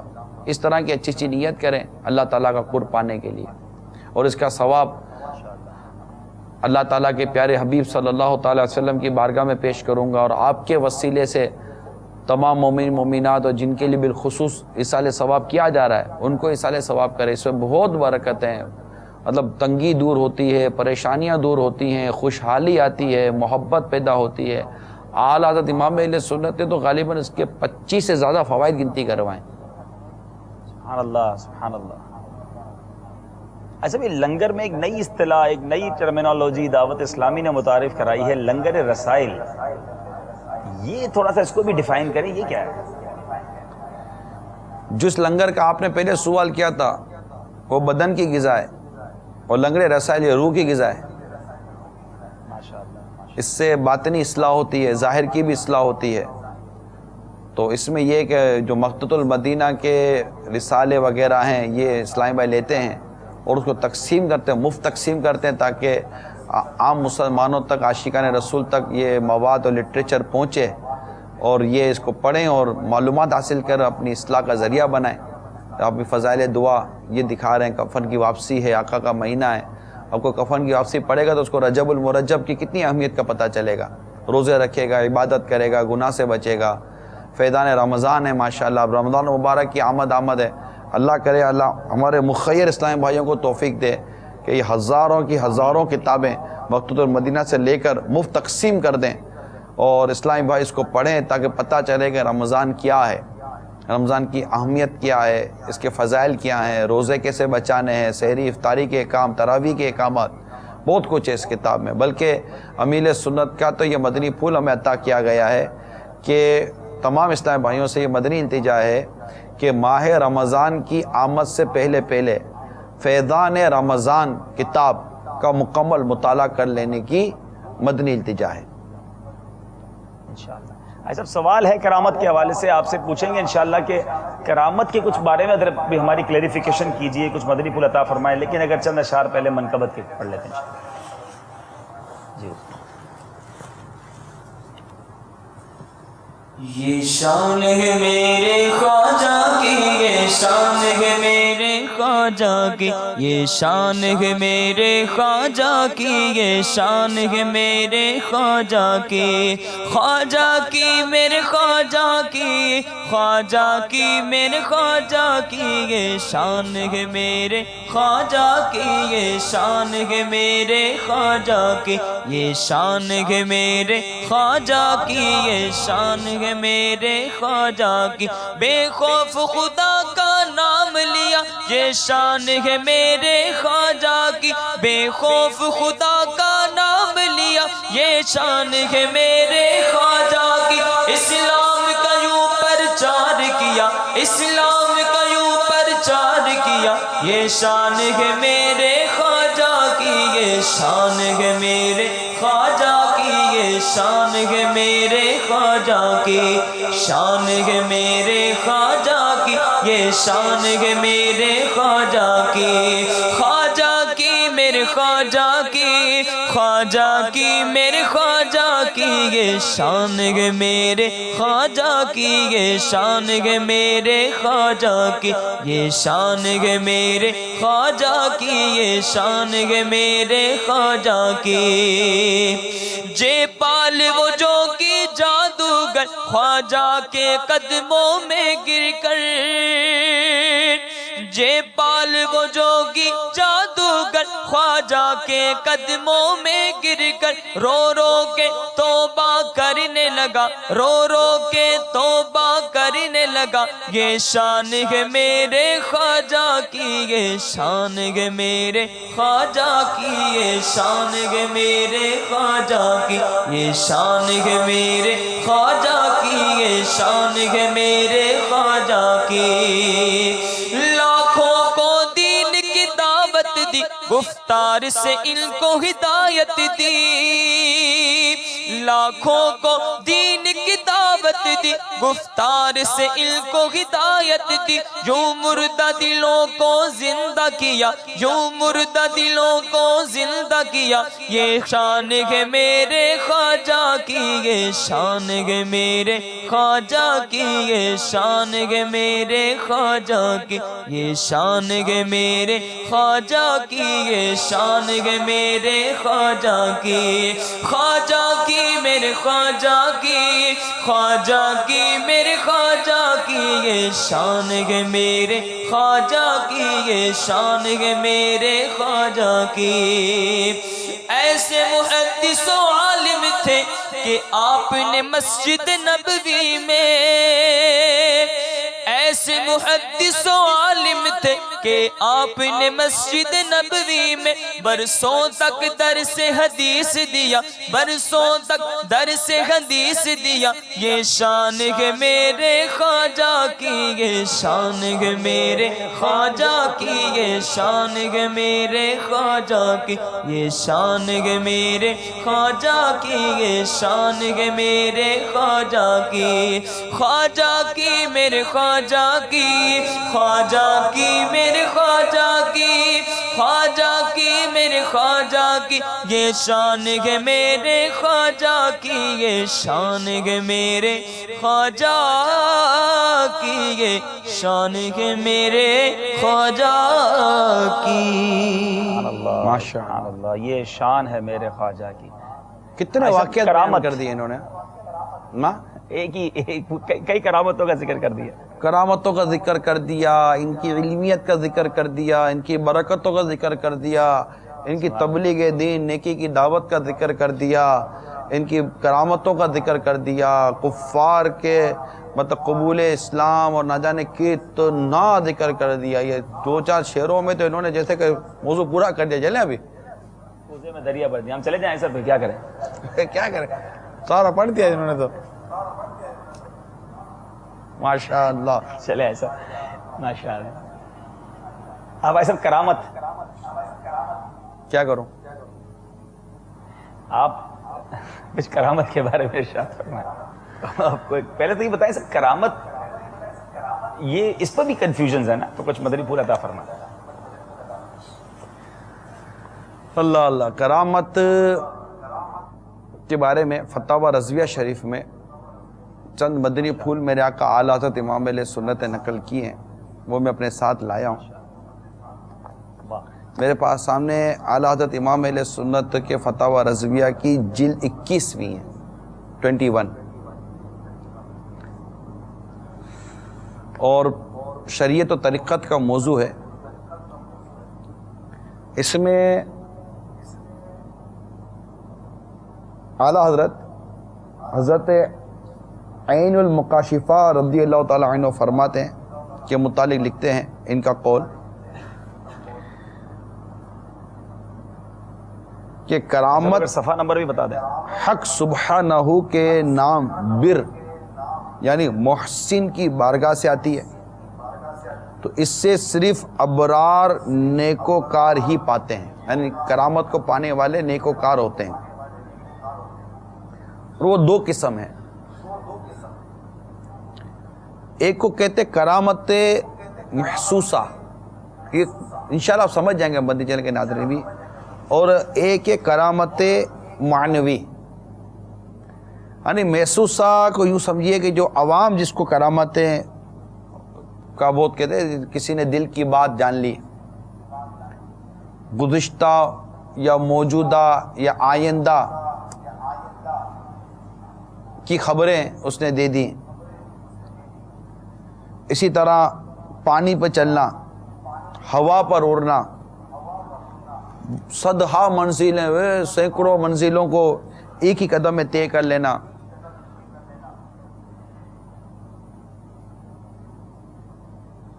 چھپ جانا، ظاہر ہو جانا، کسی کو نظر نہ آنا،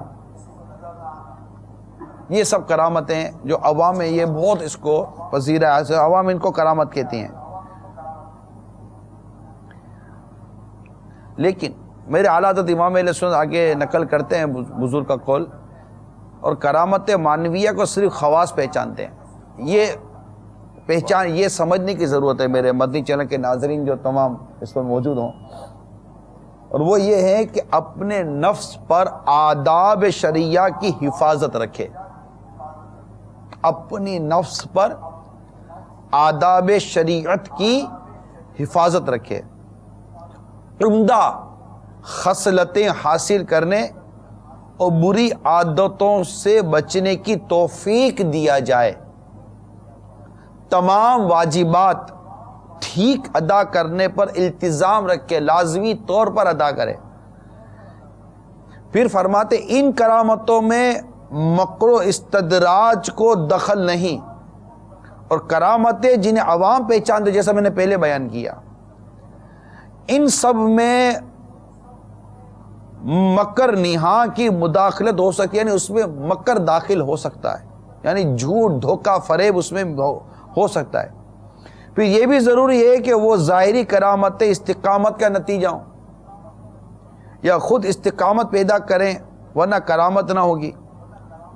اور کرامت معنویہ جیسے میں نے ابھی جیسے بیان کیا کہ وہ نیک اور شریعت کا پابند یہ ہونا جو ہے نا، یہ اس کو اہمیت بڑی دی گئی ہے.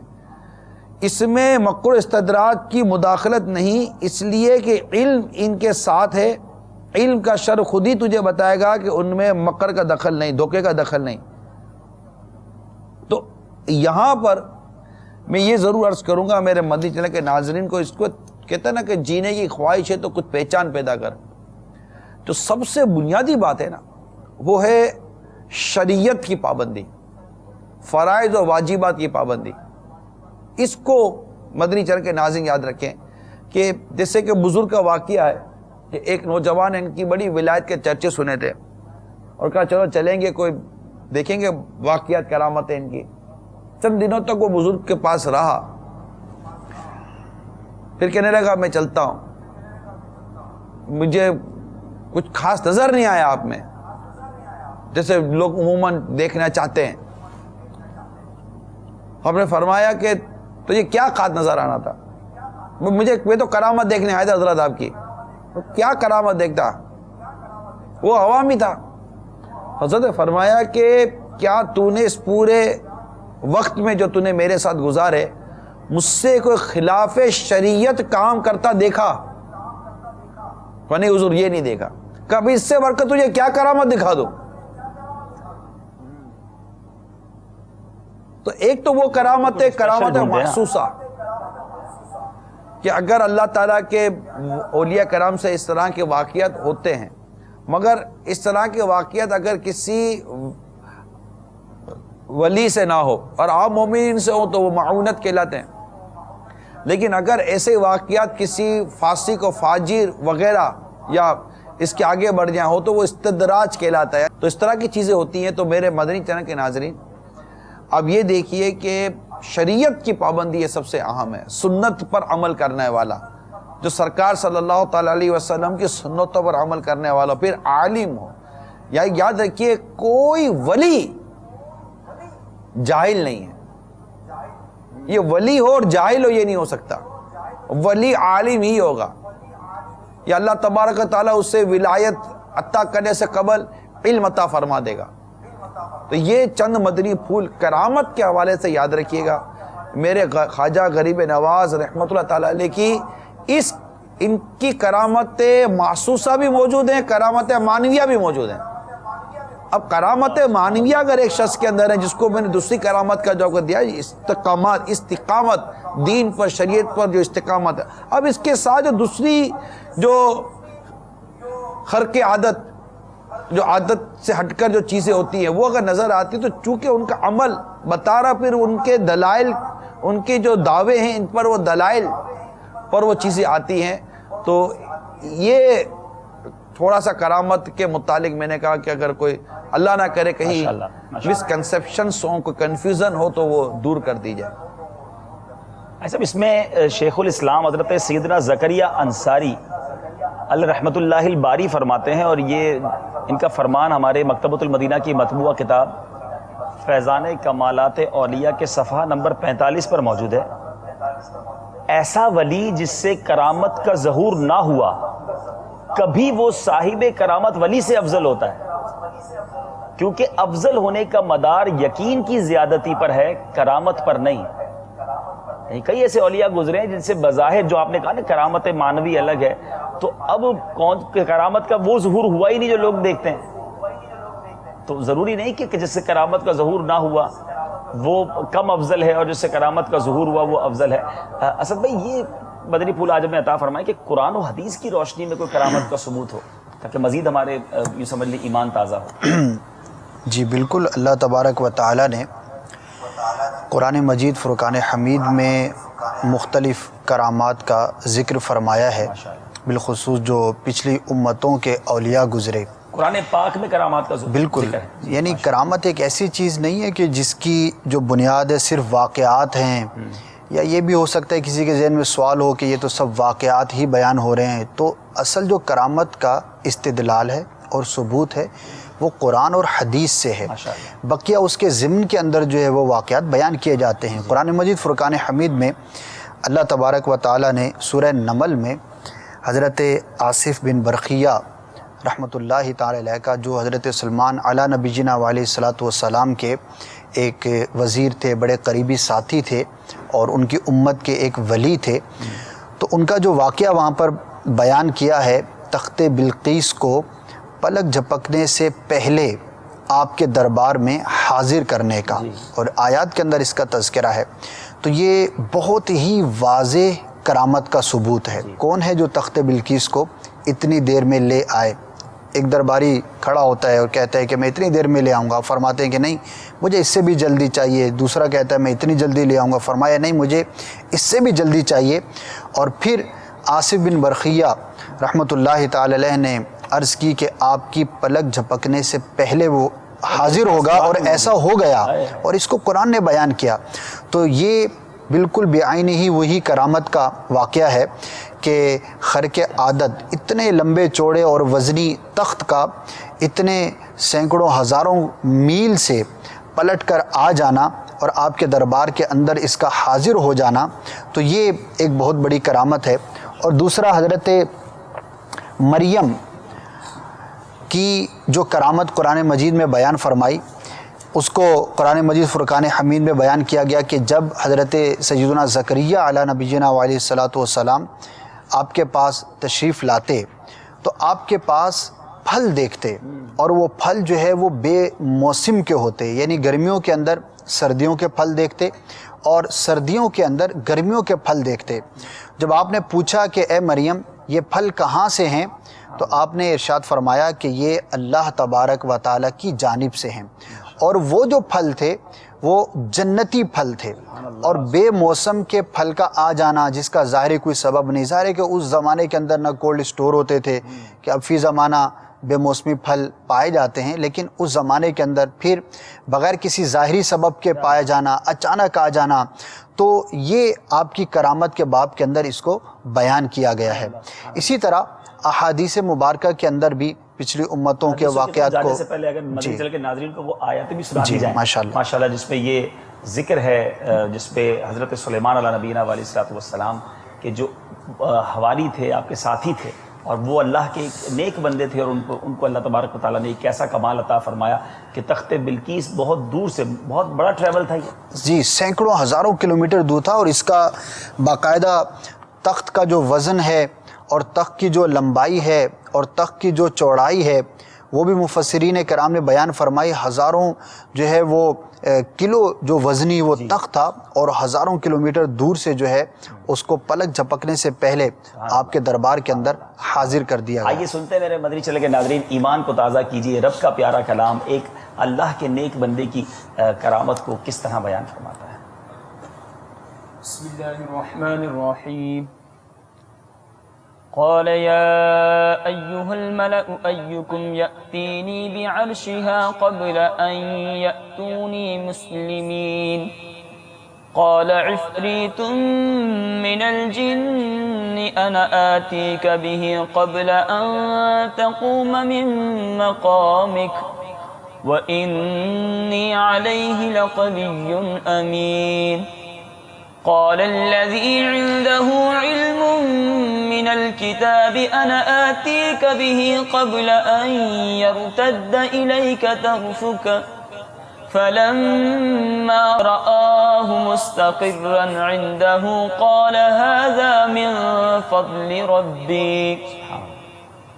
فضل ربي ليبلوني أأشكر أم أكفر ومن شكر فإنما يشكر لنفسه ومن كفر فإن ربي غني كريم صدق اللہ العظیم۔ حضرت علامہ مفتی احمد یار خان نعیمی علیہ رحمۃ اللہ القوی اس آیت مبارکہ کے تحت تفسیر نور العرفان میں کیا خوب فرماتے ہیں۔ یہ آصف بن برخیہ تھے، کتاب سے مراد یا تو لوح محفوظ ہے یا تورات شریف یا ابراہیمی صحیفے، یعنی حضرت آصف ان کتب کی تعلیم کی برکت سے ولی ہو چکے تھے، اور کیوں نہ ہوتے کہ حضرت سلیمان علیہ نبینا علیہ الصلوۃ والسلام کے شاگرد رشید تھے۔ علم کتاب سے مراد باطن یعنی علم تصوف ہے، کیونکہ ظاہری علم ولایت اور طاقت نہیں پیدا کرتا۔ اور مزید فرماتے ہیں اس آیت سے ولی کی قوت، ولی کی رفتار، ولی کا حاضر و ناظر ہونا معلوم ہوا، کیونکہ آصف نے بلقیس کے مقام کا پتہ تک کسی سے نہ پوچھا، اور آنن فانن اتنا وزنی تخت بغیر چھکڑے یا گاڑی کے لے آئے۔ مزید فرماتے ہیں اس سے معلوم ہوا کہ ولایت برحق ہے اور اولیاء اللہ کی کرامات بھی برحق ہیں۔ ہمارے اسد بھائی نے دوسری بات کی، میں چاہتا ہوں وہ آیت بھی سن لیں، اور پھر انشاءاللہ مزید جو ہے یہ پارہ 3 سورہ آل عمران آیت نمبر 37 آیت نکال لیں، بلکہ اس میں سے پڑھ لیں انشاءاللہ۔ یہ سورہ جو بی بی مریم رضی اللہ تعالیٰ عنہ کا، ماشاءاللہ۔ بسم اللہ الرحمن الرحیم۔ كلما دخل عليها زكريا المحراب وجد عندها رزقا قال يا مريم أنى لك هذا قالت هو من عند الله إن الله يرزق من يشاء بغير حساب۔ ترجمہ کنز ایمان۔ جب زکریا اس کے پاس اس کی نماز پڑھنے کی جگہ جاتے، اس کے پاس نیا رزق پاتے، کہا اے مریم یہ تیرے پاس کہاں سے آیا؟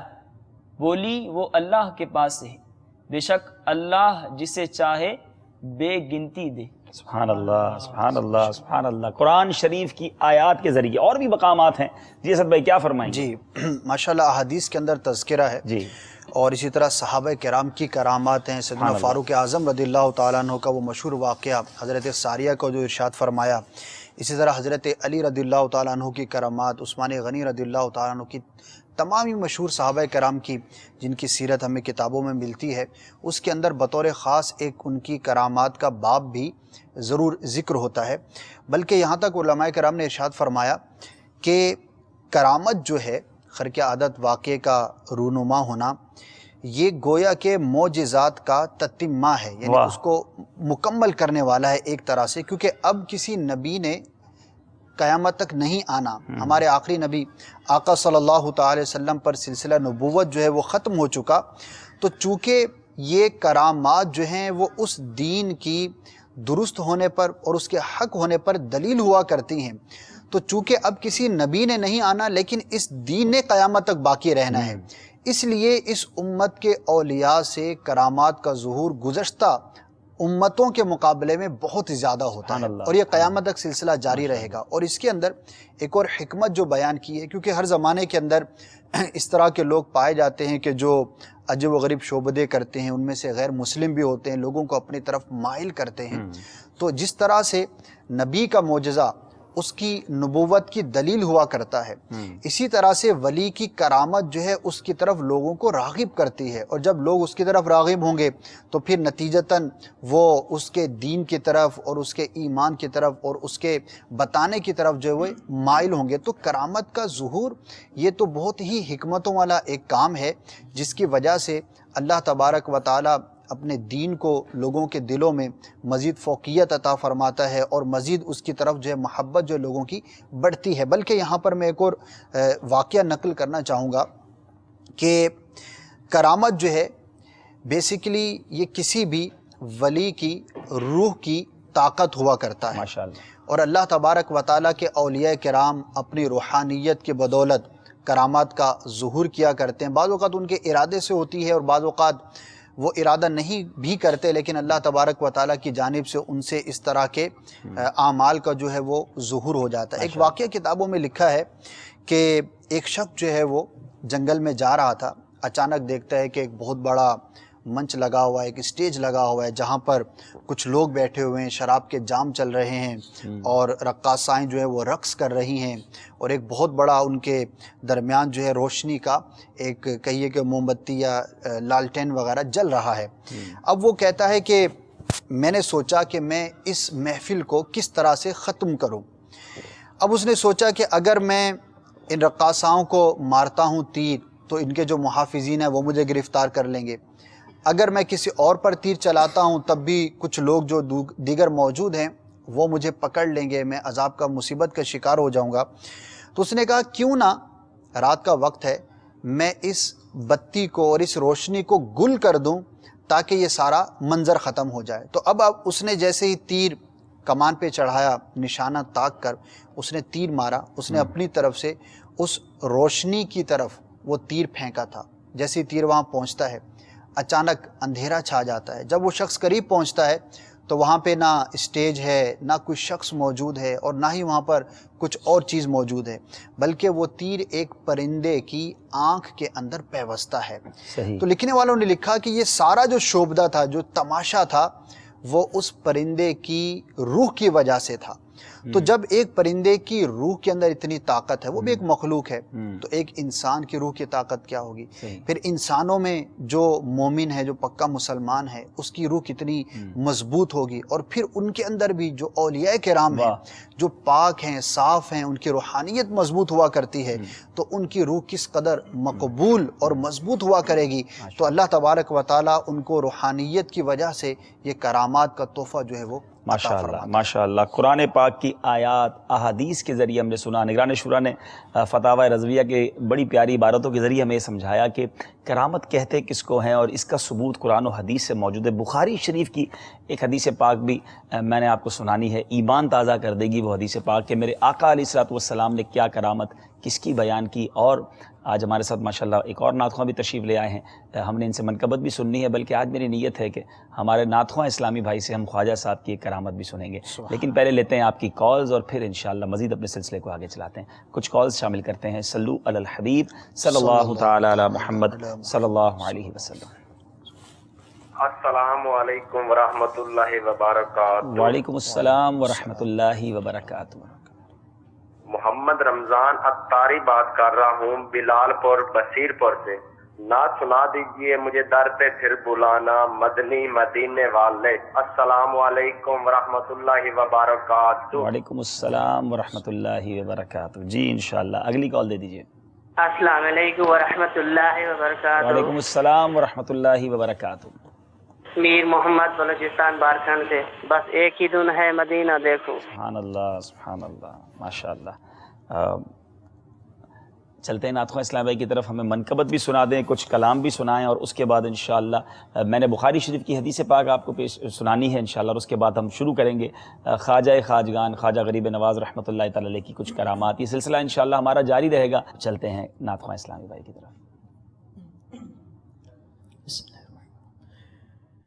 صلی اللہ علیہ یا رسول اللہ وسلم علیک یا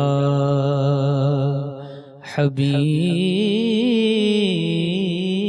اللہ.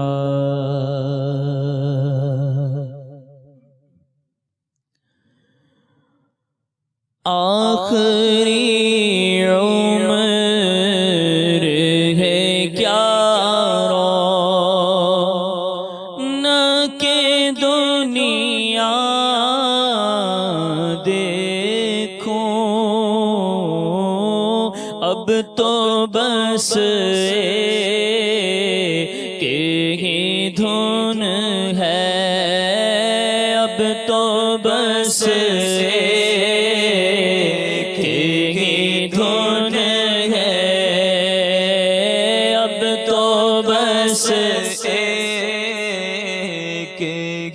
دھن ہے مدینہ دیکھو, اب تو بس کہ دھن ہے کہ مدینہ دیکھو.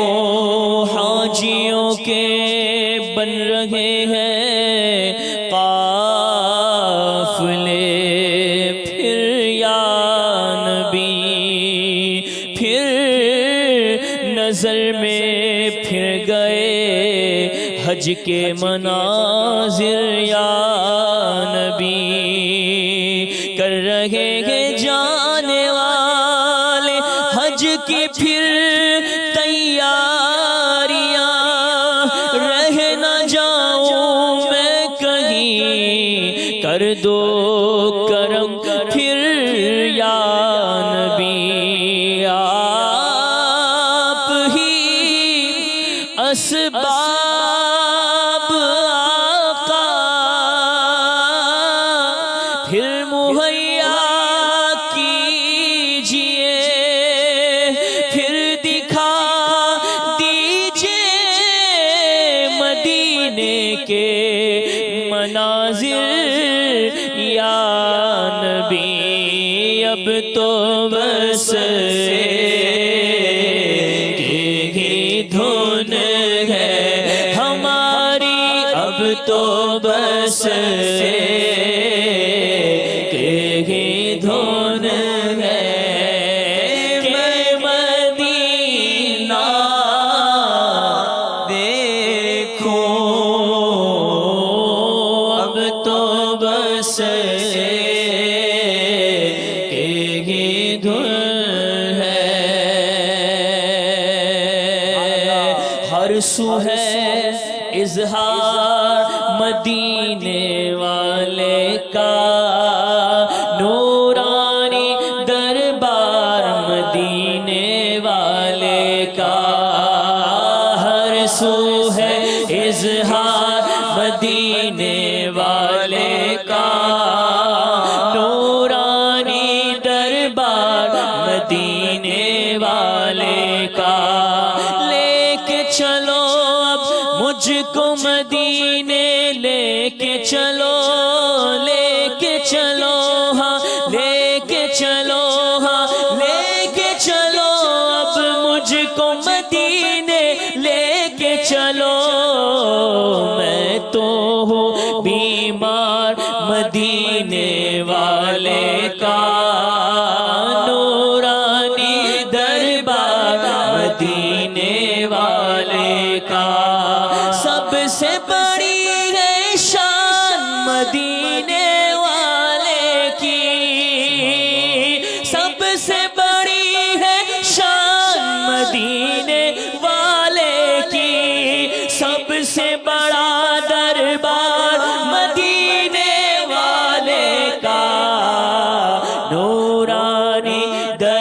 دربار مدینے والے کا، نورانی دربار مدینے والے کا، اب تو بس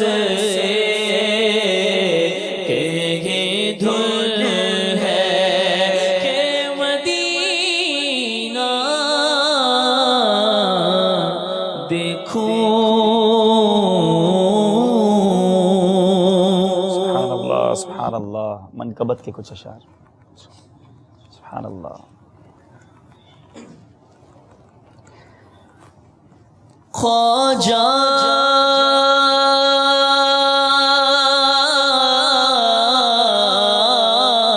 خواجہ تیرا نام خواجہ معین الدین، تیرا نام خواجہ معین الدین، تیرا نام خواجہ معین الدین، تو رسول پاک کی آل ہے، تو رسول پاک کی آل ہے، تیری شان خواجہ خواجگاہ، تیری شان خواجہ خواجگاہ، تیری شان خواجہ خواجگاہ، تجھے بے کسوں کا خیال ہے، تجھے بے کسوں کا خیال ہے، تجھے بے کسوں کا خیال ہے، میرا بگڑا بخت سنوار دو، میرا بگڑا بخت سنوار دو، میرا بگڑا بخت سنوار دو، میرے خواجہ مجھ کو نواز دو، میرے خواجہ مجھ کو نواز دو، میرا بگڑا بخت سنوار دو، میرے خواجہ مجھ کو نواز دو، تیری ایک نگاہ خواجہ، تیری ایک نگاہ خواجہ، تیری ایک نگاہ خواجہ، تیری ایک نگاہ کی بات ہے، تیری ایک نگاہ کی بات ہے، میری زندگی کا سوال ہے، میری زندگی کا سوال ہے، تیرا نام خواجہ معین الدین، تیرا نام خواجہ معین الدین، تو رسول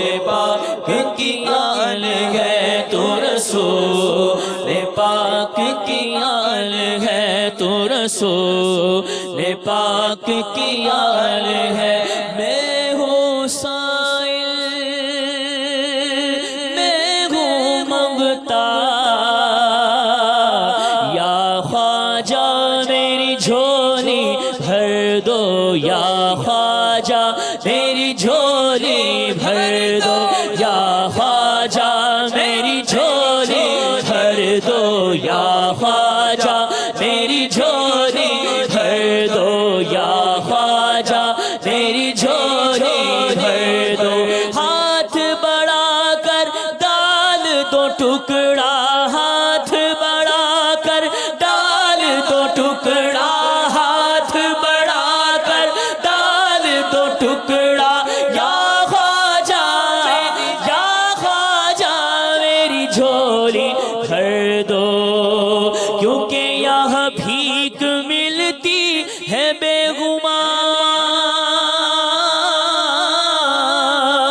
ارے یہ بڑے سخی کا ہے آستہ، یہاں بھیک ملتی ہے بے گمان، یہ بڑے سخی کا ہے آستہ، یہاں سب کی بھرتی ہے جھولیاں، یہاں سب کی بھرتی ہے جھولیاں، یہاں سب کی بھرتی ہے جھولیاں، یہ درے غریب نواز ہے، یہ درے غریب نواز، اور میرا خواجہ خواجہ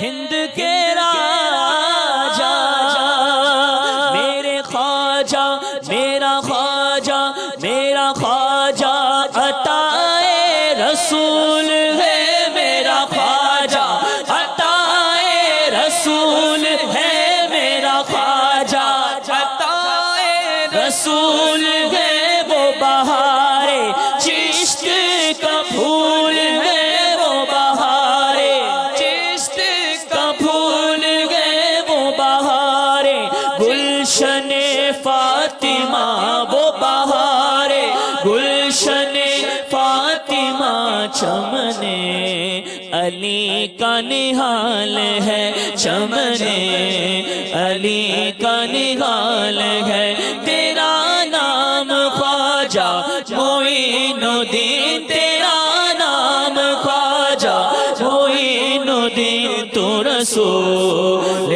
پاک کی آل ہے تو رسول پاک کی آل ہے میرا بگڑا وقت سوار دو میرا خواجہ مجھ کو نواز دو میرا بگڑا وقت سوار دو میرے خواجہ مجھ کو نواز دو میرا بگڑا وقت سوار دو میرا بگڑا وقت سوار دو میرا بگڑا وقت سوار دو میرے خواجہ مجھ کو نواز دو خواجہ ہند وہ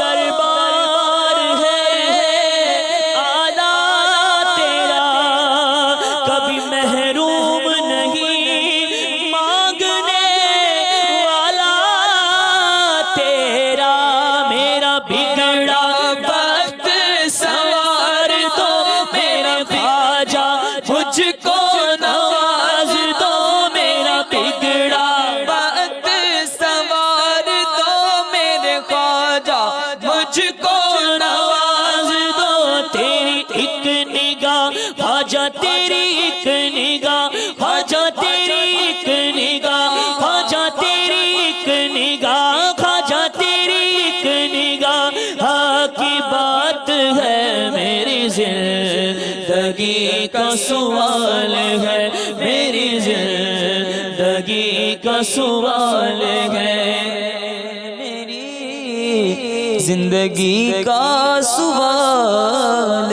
ہے صلو علی الحبیب صلی اللہ تعالی علی محمد صلی اللہ علیہ وسلم۔ پیارے اسلامی بھائیوں اور مدنی چینل کے ناظرین، ہم نے احادیث اور قرآن پاک کی آیات کے ذریعے یہ مدنی پھول حاصل کیے کہ کرامت کسے کہتے ہیں اور کرامت کا ثبوت قرآن و حدیث میں موجود ہے۔ ہم نے آصف بن برخیہ جو حضرت سلیمان علیہ نبینا علیہ الصلوۃ والسلام کے امتی تھے اور پھر وہ اللہ کے ولی تھے، ان کی کرامت کا ذکر قرآن سے سنا۔ بی بی مریم کا ہم نے ذکر سنا۔ پیارے آقا علیہ الصلوۃ والسلام کی ایک بڑی پیاری حدیث پاک بخاری شریف کی حدیث ہے۔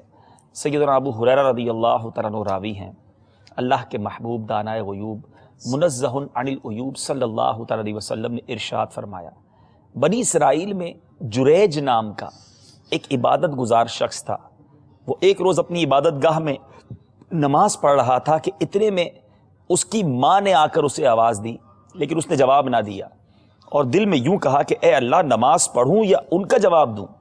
اس کی ماں پھر آئی اور یوں دعا کی، اللہ عز و جل اسے اس وقت تک موت نہ دینا جب تک کہ کسی فاحشہ عورت کے معاملے میں ملوث نہ ہو۔ پس جریج ایک دن نماز پڑھ رہا تھا کہ ایک عورت نے کہا، میں جریج کو فطرے میں مبتلا کر دوں گی۔ چنانچہ وہ اس کے سامنے آئی، اس سے گفتگو کی، یعنی بدکاری کی دعوت دی، مگر اس عبادت گزار بندے نے انکار کیا۔ تو وہ عورت چرواہے کے پاس گئی اور بدکاری کے لیے اسے اپنے آپ پر قدرت دے دی، اور اس نے ایک بچے کو جنم دیا اور کہنے لگی یہ جریج کا بچہ ہے۔ لوگ جریج کے پاس آئے اور اس کی عبادت گاہ توڑ دی، اسے نکال باہر کیا، اسے بہت برا بھلا کہا۔ اس پر جریج نے وضو کیا اور نماز پڑھی، پھر اس بچے کے پاس آیا اور بچے کے پیٹ میں انگلی چبو کر اس نے کہا، اے بچے تیرا باپ کون ہے؟ تو چند دن کا بچہ بول اٹھا کہ فلاں چرواہا۔ لوگوں نے شرمندہ ہو کر جریج سے کہا، ہم تمہارے لیے سونے کی عبادت گاہ بنا دیتے ہیں۔ مگر اس نے کہا نہیں، ویسی ہی مٹی کی بنا دو۔ اس حدیث کی شرح میں حضرت سیدنا امام محی الدین ابو زکریا یحییٰ بن شرف نووی علیہ رحمۃ اللہ القوی فرماتے ہیں، اس حدیث پاک میں اللہ کے ولیوں کی کرامات کا ثبوت ہے، اور یہی اہل سنت کا مذہب ہے کہ جب فرقہ معتزلہ والے اس مسئلے یعنی کرامت کے ثبوت میں اختلاف کرتے تھے، یعنی نہیں مانتے تھے، اور اس حدیث پاک سے یہ بھی معلوم ہوا کہ کبھی کبھار اولیاء اعظام کی کرامات ان کے اختیار اور طلب سے بھی واقع ہوتی ہیں۔ اور میرے پیارے اسلامی بھائیوں، آپ نے سنا کہ اللہ والوں سے ایسی کرامتوں کو ظہور ہوا، اور پیارے آقا علیہ الصلوۃ والسلام نے احادیث میں بھی اس کا تذکرہ فرمایا، اور بھی بہت ساری احادیث اس موضوع سے متعلق ملتی ہیں۔ چونکہ سلسلے کا وقت بھی اب اختتام کے قریب ہے، ہم نے آج خواجہ غریب نواز رحمۃ اللہ تعالی علیہ کی ایک کرامت آج انشاءاللہ سنیں گے۔ کال سنتے ہیں۔ صلو علی الحبیب صلی اللہ تعالی علی محمد صلی اللہ علیہ وسلم۔ میں ہند اجمیری کابینہ سے اجمیر شریف سے محمد انیس ستاری عرض کر رہا ہوں۔ الحمدللہ عرس غریب نواز میں عاشقان خواجہ کی آمد بڑی زور و شور سے ہو رہی ہے، اور عاشقان خواجہ صاحب کا فیض پانے کے لیے اجمیر شریف میں دنیا بھر سے بلکہ ہندوستان سے بھی جگہ جگہ سے شرکت فرماتے ہیں، اور سلسلہ جو ابھی مدنی چینل پر براہ راست ہو رہا ہے فیضان خواجہ غریب نواز بڑا شوق سے دیکھا جا رہا ہے، اور الحمدللہ یہ سلسلے کی برکت سے بہت ساری نئی معلوماتیں بھی ہمیں حاصل ہوتی ہے۔ تو میرا سوال یہ ہے کہ غریب نواز کی کوئی ایسی پیاری کرامت ہمیں بتائی جائے، اس کے سن کر ہمارا ذہن بنے کہ خواجہ صاحب نے دین کی خاطر جو تبلیغ کی اور ہم بھی مدنی قافلوں میں سفر کر کے دعوت اسلامی کے کام کو آگے بڑھائے۔ الحمدللہ اجمیر شریف میں عرس کے موقع پر تربیت گاہ بھی قائم کی گئی ہے، اور لنگر رسائل چھٹی شریف کے دن بالخصوص بانٹنے کی ترکیب ہے، اور آپ حاجی صاحب کرم فرمائے اجمیر شریف میں ضرور آپ تشریف لائیے، آپ کو دعوت ہے، اور تمام مدنی چلن کے ناظرین سے بھی عرض ہے کہ وہ بھی زیادہ سے زیادہ تعداد میں لنگر رسائل کی ترکیب بنائے اور مدنی قافلوں کے مسافر بنے۔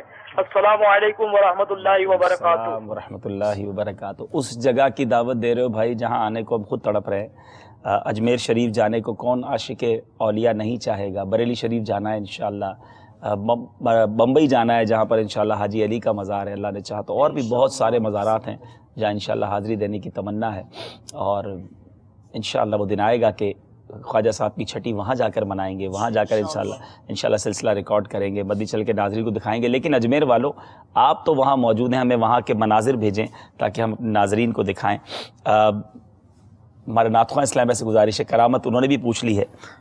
خواجہ صاحب جب تشریف لائے اجمیر تو آتے ہی ایک مقام پر آپ بیٹھے تھے، اور مدنی چل کے ناظرین ڈے ون سے ایسا لگتا ہے جب خواجہ صاحب نے ایک طویل سفر کیا، عراق تشریف لے گئے، پھر اس کے بعد آج خواجہ صاحب کے سفر جاری رہا، ایران تشریف لائے، پھر پاکستان کے بھی ایک شہر میں آئے، وہ انشاءاللہ ہم اگلے سلسلے میں آپ کو اس کی پوری تفصیل بتائیں گے، بلکہ مناظر دکھائیں گے، اور پھر خواجہ صاحب اجمیر پہنچے۔ مگر جب اجمیر پہنچے تو ڈے ون سے پہلے دن سے ہی جو ہے وہ یوں سمجھ لیں کہ مخالفت شروع تھی نا، بیٹھنے نہیں دیا جا رہا تھا، کچھ کرنے نہیں دیا جا رہا تھا، کیونکہ حق کا پیغام لائے تھے، اسلام کی بات کر رہے تھے، اور وہاں جو لوگ تھے ان کا مذہب کچھ اور تھا، بالکل ایک مخالف ہوا۔ یعنی یہاں یہ تمام مبلغین کے لیے بھی مدنی پھول ہے۔ ہم عموماً اس جگہ پر مدنی قافلے میں جانا پسند کرتے ہیں، اس جگہ پر جا کر بیان کرنا پسند کرتے ہیں کہ یار جہاں پہلے ہی مدنی کام ہو، لوگ چاہنے والے ہوں، بڑی واہ واہ ہو، ایزی میدان میں جا کر، آسان جگہ پر جا کر تو ہر کوئی کام کر لیتا ہے۔ لیکن کہتا نا کہ صحرا میں اگر پھول کھلائیں تو عجب کیا، جائیں وہاں پر جہاں واقعی کام کرنا مشکل ہے، کوئی پہچاننے والا نہیں، کوئی جاننے والا نہیں۔ اور یہ امیر اہل سنت کا خاصہ ہے کہ آج ساری دنیا میں دعوت اسلامی کو لوگ چاہتے ہیں، پیار کرتے ہیں، لیکن جب امیر اہل سنت یہ سفر کرنے نکلے تھے تو اس وقت بڑی مخالفت تھی۔ کون جانتا تھا، کون پہچانتا تھا؟ لوگ جس طرح آج ہمیں آنکھوں پہ بٹھاتے ہیں اس وقت تو پہچانتے بھی نہیں تھے، کئی جگہوں پر رکاوٹیں بھی ڈالی گئی، مگر کیا اخلاص تھا، کیا للہیت تھی، یہ اللہ والوں ہی کا شیوا ہے۔ خواجہ غریب نواز کے واقعہ سنیں گے، اور اس میں ہمیں امیر اہل سنت کے اندر بھی وہ جھلک نظر آتی ہے کہ یہ صرف امیر اہل سنت کے اندر نہیں، صرف خواجہ صاحب کے نہیں، بلکہ اگر اولیاء کرام کی سیرت پڑھیں، بلکہ صحابہ کرام کے دور میں بھی ہم صدیق اکبر رضی اللہ تعالیٰ کو سلسلہ کیا تھا، جیسے ہی ایمان لائے تو وہ لوگ جو عزت کرنے والے تھے مخالف ہو گئے۔ پیارے آقا علیہ الصلوۃ والسلام کی سیرت میں مدنی پھول ملتے ہیں کہ نبی پاک کو کس طرح ستایا گیا، اللہ والوں کو ستایا جاتا ہے، تنگ کیا جاتا ہے، مخالفت آتی ہے، مگر وہ ڈٹے رہتے ہیں، اور تھوڑا عرصہ جب ڈٹے رہتے ہیں پھر وہ ریولوشن آتا ہے، پھر وہ تبدیلی آتی ہے۔ آپ دیکھیں نا خواجہ صاحب نے وہ دن واقعی مشکل سے گزارے ہوں گے، مگر آج جب اس کا تذکرہ کرتے ہیں تو ایمان تازہ ہو جاتا ہے۔ امیر اہل سنت نے وہ دن واقعی تکلیف میں گزارے ہیں، کئی لوگوں نے اپنی آنکھوں سے وہ مناظر دیکھے ہیں، مگر آج اس کا ثمرہ دنیا دیکھ رہی ہے کہ کروڑوں لوگ دعوت اسلامی کے ساتھ وابستہ ہیں، دنیا بھر میں محبت کرنے والے ہیں۔ تو اگر مبلغین دعوت اسلامی مجھے سن رہے ہوں، ذمہ دار اسلامی بھائی ہوں، اسلامی بہنیں ہوں، تکلیفیں آتی ہیں، مشکلات آتی ہیں، رکاوٹیں آتی ہیں، ہمیں ڈٹے رہنا چاہیے، اللہ کی مدد پر بھروسہ ہونا چاہیے۔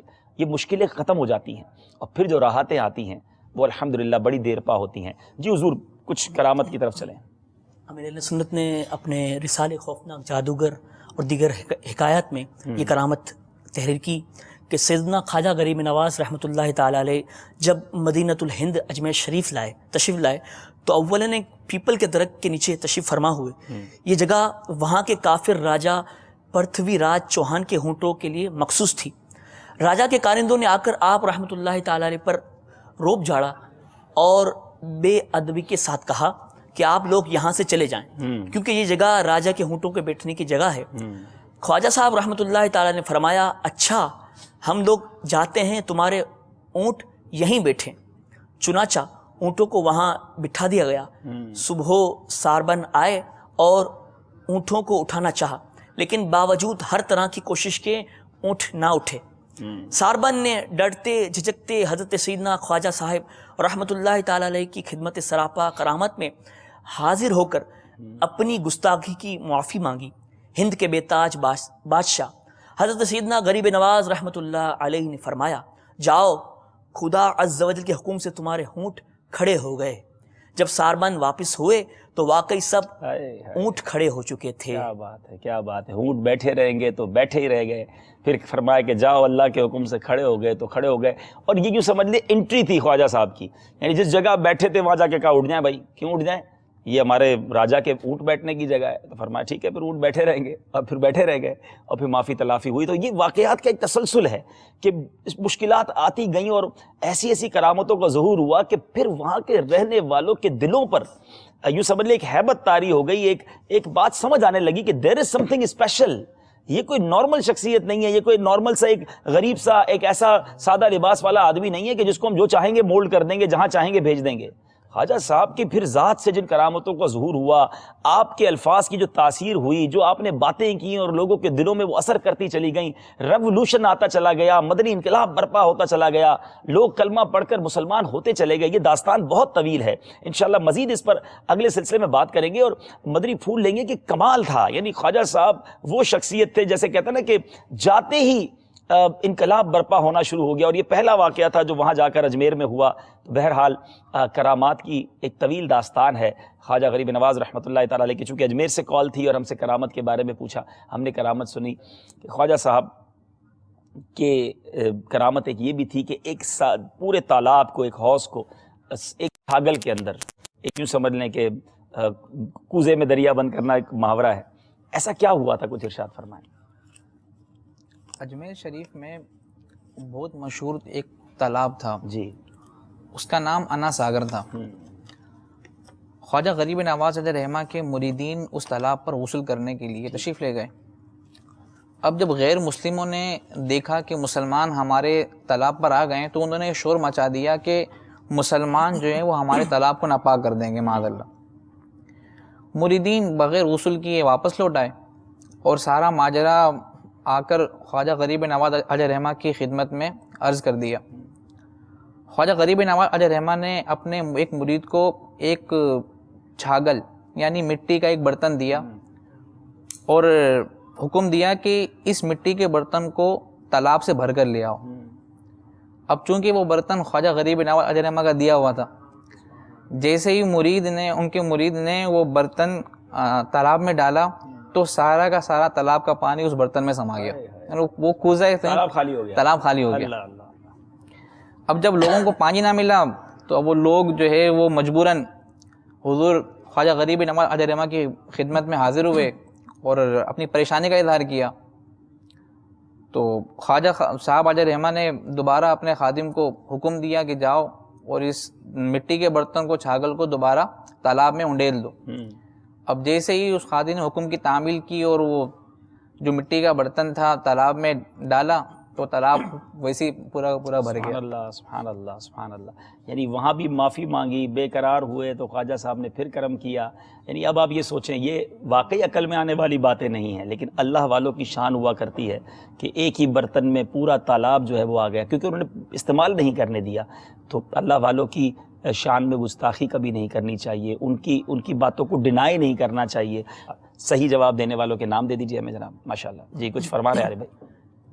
نظر کرم خواجہ پیا، خواجہ پیا، خواجہ پیا، تو نے چھاگل میں انا ساگر مکمل بھر لیا، تو نے چھاگل میں انا ساگر مکمل بھر لیا.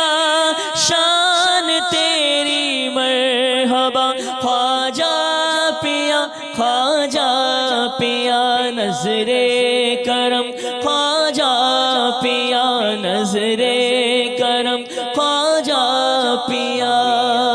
سبحان اللہ سبحان اللہ. یہ سلسلہ جاری رہے گا کرامات کے موضوع پر، اور انشاءاللہ ہم اتوار والے سلسلے میں مزید خواجہ صاحب کی پیاری پیاری عادتوں پر بھی انشاءاللہ مدنی پھول حاصل کریں گے. کیا خوبصورت آپ کی عادتیں، کیا پیاری پیاری ادائیں تھیں، اس پر بھی انشاءاللہ مدنی پھول لیں گے. اور یاد رہے کہ پیر کی رات چھٹی شریف کی رات ہے، اس رات کیا ہوگا وہ انشاءاللہ آپ کو اتوار والے سلسلے میں بتائیں گے. چلتے ہیں مدنی کسوٹی کی طرف. مقابلہ ہے ہمارے دائیں اور بائیں طرف مکی اور مدنی اسلامی بھائیوں کے درمیان. پھر طریقہ بتا دیتا ہوں. امیر اہل سنت نے مدنی مذاکرے میں کسوٹی فرمائی تھی، آپ غور سے اسے دیکھیں گے. آپ میں سے جو پہلے لبیک کہیں گے اس مدنی کسوٹی کے درمیان، تو انہیں جواب دینے کا موقع ملے گا، اور صحیح جواب دینے والوں کو انشاءاللہ تحائف بھی دیے جائیں گے. آئیے دیکھتے ہیں مدنی کسوٹی. مدنی چل کے ناظرین، اگر آپ بھی گھر میں ہیں، آپ بھی 2 ٹیمز بنا لیجئے، دیکھیں آپ میں سے کون پہلے جواب دیتا ہے اور پہلے صحیح جواب دیتا ہے. صلو علی الحبیب صلی اللہ تعالی علی محمد صلی اللہ علیہ وسلم. مدنی کسوٹی. سبحان اللہ سبحان اللہ. جو باہر رہ گئے وہی جواب دیں گے. اللہ اللہ اللہ. 12 سوال کرنے ہیں کہ میرے ذہن میں کون سی ہستی ہے، اور 25 سیکنڈ ایک سوال کا جواب. باپا یہ مطلب مطلقاً سب ہی جواب دیں گے یا اس میں نہیں، جو باہر رہ گئے تھے ان کی دل جوئی یار. نہیں، جو باہر رہ گئے تھے وہ سارے باہر والے جواب دیتے، یا باہر میں بھی کس نے اتنے کتابیں پڑھی وہ اب ہم 3-4 کا جو ہم بناتے تھے اس طرح کچھ ہوگا؟ کتنے باہر 10-12 تو تھے یار. ہاں بھائی، کون سوال کرے گا؟ پہلا سوال کریں بھائی.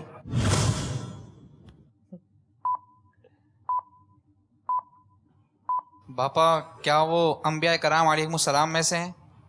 لا.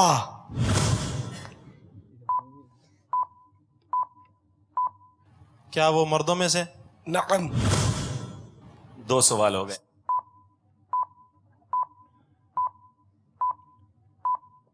جی 2 سوال ہو گئے.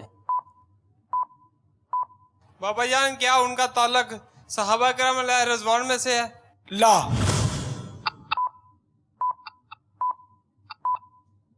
صحابی بھی نہیں ہیں، انبیاء علیہ السلام سے بھی تعلق نہیں ہے، اور مرد ہیں. 3 سوال ہو گئے. چوتھا سوال. باپا جان کیا ان کا مزار پاکستان میں ہے؟ لا. پاکستان مزار نہیں، مزار. 5واں سوال کے لیے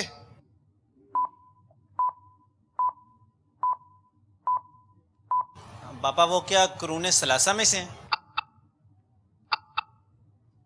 قرون ثلاثہ. اچھا. لا. ثلاثہ کیا ہوتا ہے یہ آج بتا دیں بابا، آج آپ سکھا بھی دیں. ہمارے ناظرین بھی تو سن رہے ہوں گے، قرون لفظ اتنا مشکل ہے، پھر ثلاثہ کیا ہے؟ اظہار نبوت سے 120 برس تک زمان صحابہ، یعنی قریباً 100 ہجری تک. زمانہ تابعین 100 سنہ ہجری تا 170 سنہ ہجری.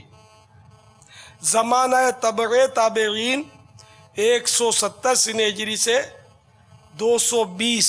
تو قرن صحابہ، پھر قرن تابعین، یہ 100 ہجری سے 170 ہجری تک، اور تبع تابعین 170 ہجری سے 220. اس کے بعد مسلمانوں میں بڑے فتنے تفرقہ بازیاں ہوئیں.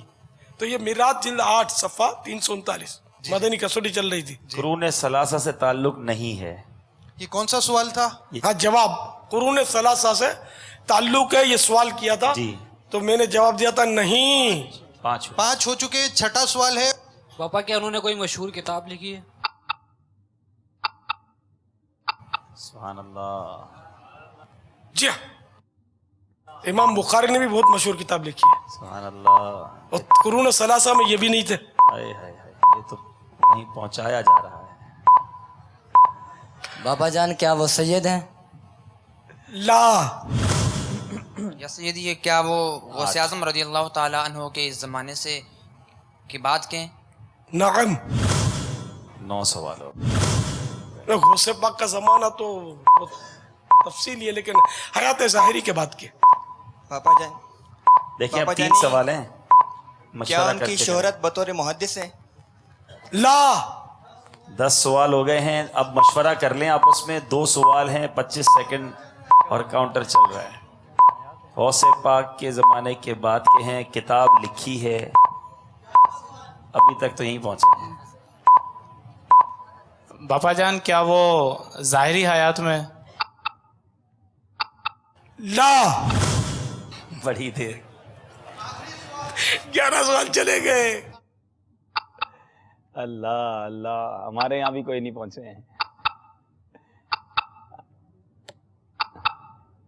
ऐसी मशहूर शख्सियत है, मैं पूछता ही मशहूर हूँ, गैर मारूफ तो पूछने से कोई वो नहीं है ना। इतनी मशहूर शख्सियत, अरे ये थे, हम पहुंचे ही नहीं यार। अभी तो करीब करीब भी नहीं पहुंचे हैं। वे करीब भी नहीं पहुंचे। करीब भी नहीं पहुंचे। पापा उनका क्या मज़ार बरेली शरीफ में? ला या वो 12 सवाल हो गए। कोई भी ऐसा नहीं होगा जिन्होंने इनसे फेज ना उठाया हो। अल्लाह। मेरे बयान में अक्सर तस्करा रहता है। चले भाई इस तरफ रुक जाए, भाई रुक जाए। इस तरफ वालों ने पहले लब्बैक कह दिया है, बयान में तस्करा भी बहुत सारों का रहता है। आरिफ भाई और 2 नातख़्वां एक तरफ हैं। चले देखते हैं आज ये तोहफा ले जाते हैं या मदनी काफिले में भेज देते हैं इनको। चले भाई अब जवाब दें। चले भाई, सारे सवाल पूरे होने के बाद लब्बैक कहा है, अब फरमाइए। इमाम मोहम्मद बिन मोहम्मद गजाली। इमाम मोहम्मद बिन मोहम्मद गजाली, ये बाईं तरफ। अब अगर ये जवाब गलत हो तो फिर इनको कोई हाथों हाथ दोनों नातख़्वां अगर काफिले में जाएं और मैं ऐलान कर दूं ना चैनल पे, तो शायद कई काफिले सुबह तैयार हो जाएं। सुभान अल्लाह। तो नहीं, जवाब तो आपने गलत दिया ना। मैं चले, ये तो मेरा ख्याल है, मुझे मदनी तल की मजलिस बता रही है कि ये जवाब गलत हो गया है। तो अब असल में अब तक तो दाईं तरफ वाले ही सही जवाब देते रहे, इनाम लेके जाते रहे। तो बापा का अब मेरा ख्याल है थोड़ा इशारे की तरफ चलें, या अभी आप जवाब देंगे? चले, बापा ने अगर कोई इशारा दिया तो वो दिखाएं, फिर अब ये जवाब देंगे। उन्होंने लब्बैक नहीं कहा ना। चले आगे चले। और इशारा मिल गया। तो उंगली पकड़, अब तो बिल्कुल दरवाजे पे तो पहुंचा दिया। देखिए बापा दाखिले की देरी। हमीदी साहब का मैसेज आ गया बापा, हमीदी साहब का मैसेज आ गया। अब मुझे भी नहीं पता, ये तो मुझे ही पता है। पापा कई नाम आ गए यहाँ पर, अब क्या करें? यानी मुझे तो इतने नाम बता दिए, जितने नाम होते होंगे सारे ही आ गए होंगे शायद। बहुत सारे मैसेज आ रहे हैं बाबा। मौलाना नईमुद्दीन मुरादाबादी का मैसेज भी आया। भाई माइक किसको दिया जाए भाई? कम से कम हाथों हाथ 3 दिन वाले को तो दिया जाना। भाई कुछ तय करो ना। भाई माइक आज सुबह जो 3 दिन के लिए सफर कर जाए उसको दे देना चाहिए माइक। उसको माइक। सुभान अल्लाह, ये सही है। यहाँ भी यही नहीं होना चाहिए। इसमें भी 2 3 4 है कुछ। हाथ खड़ा हो रहा है काफिले में हाथों हाथ। सुभान अल्लाह। 3 दिन के लिए सुबह। वाह, पीछे भाई ये खत्म।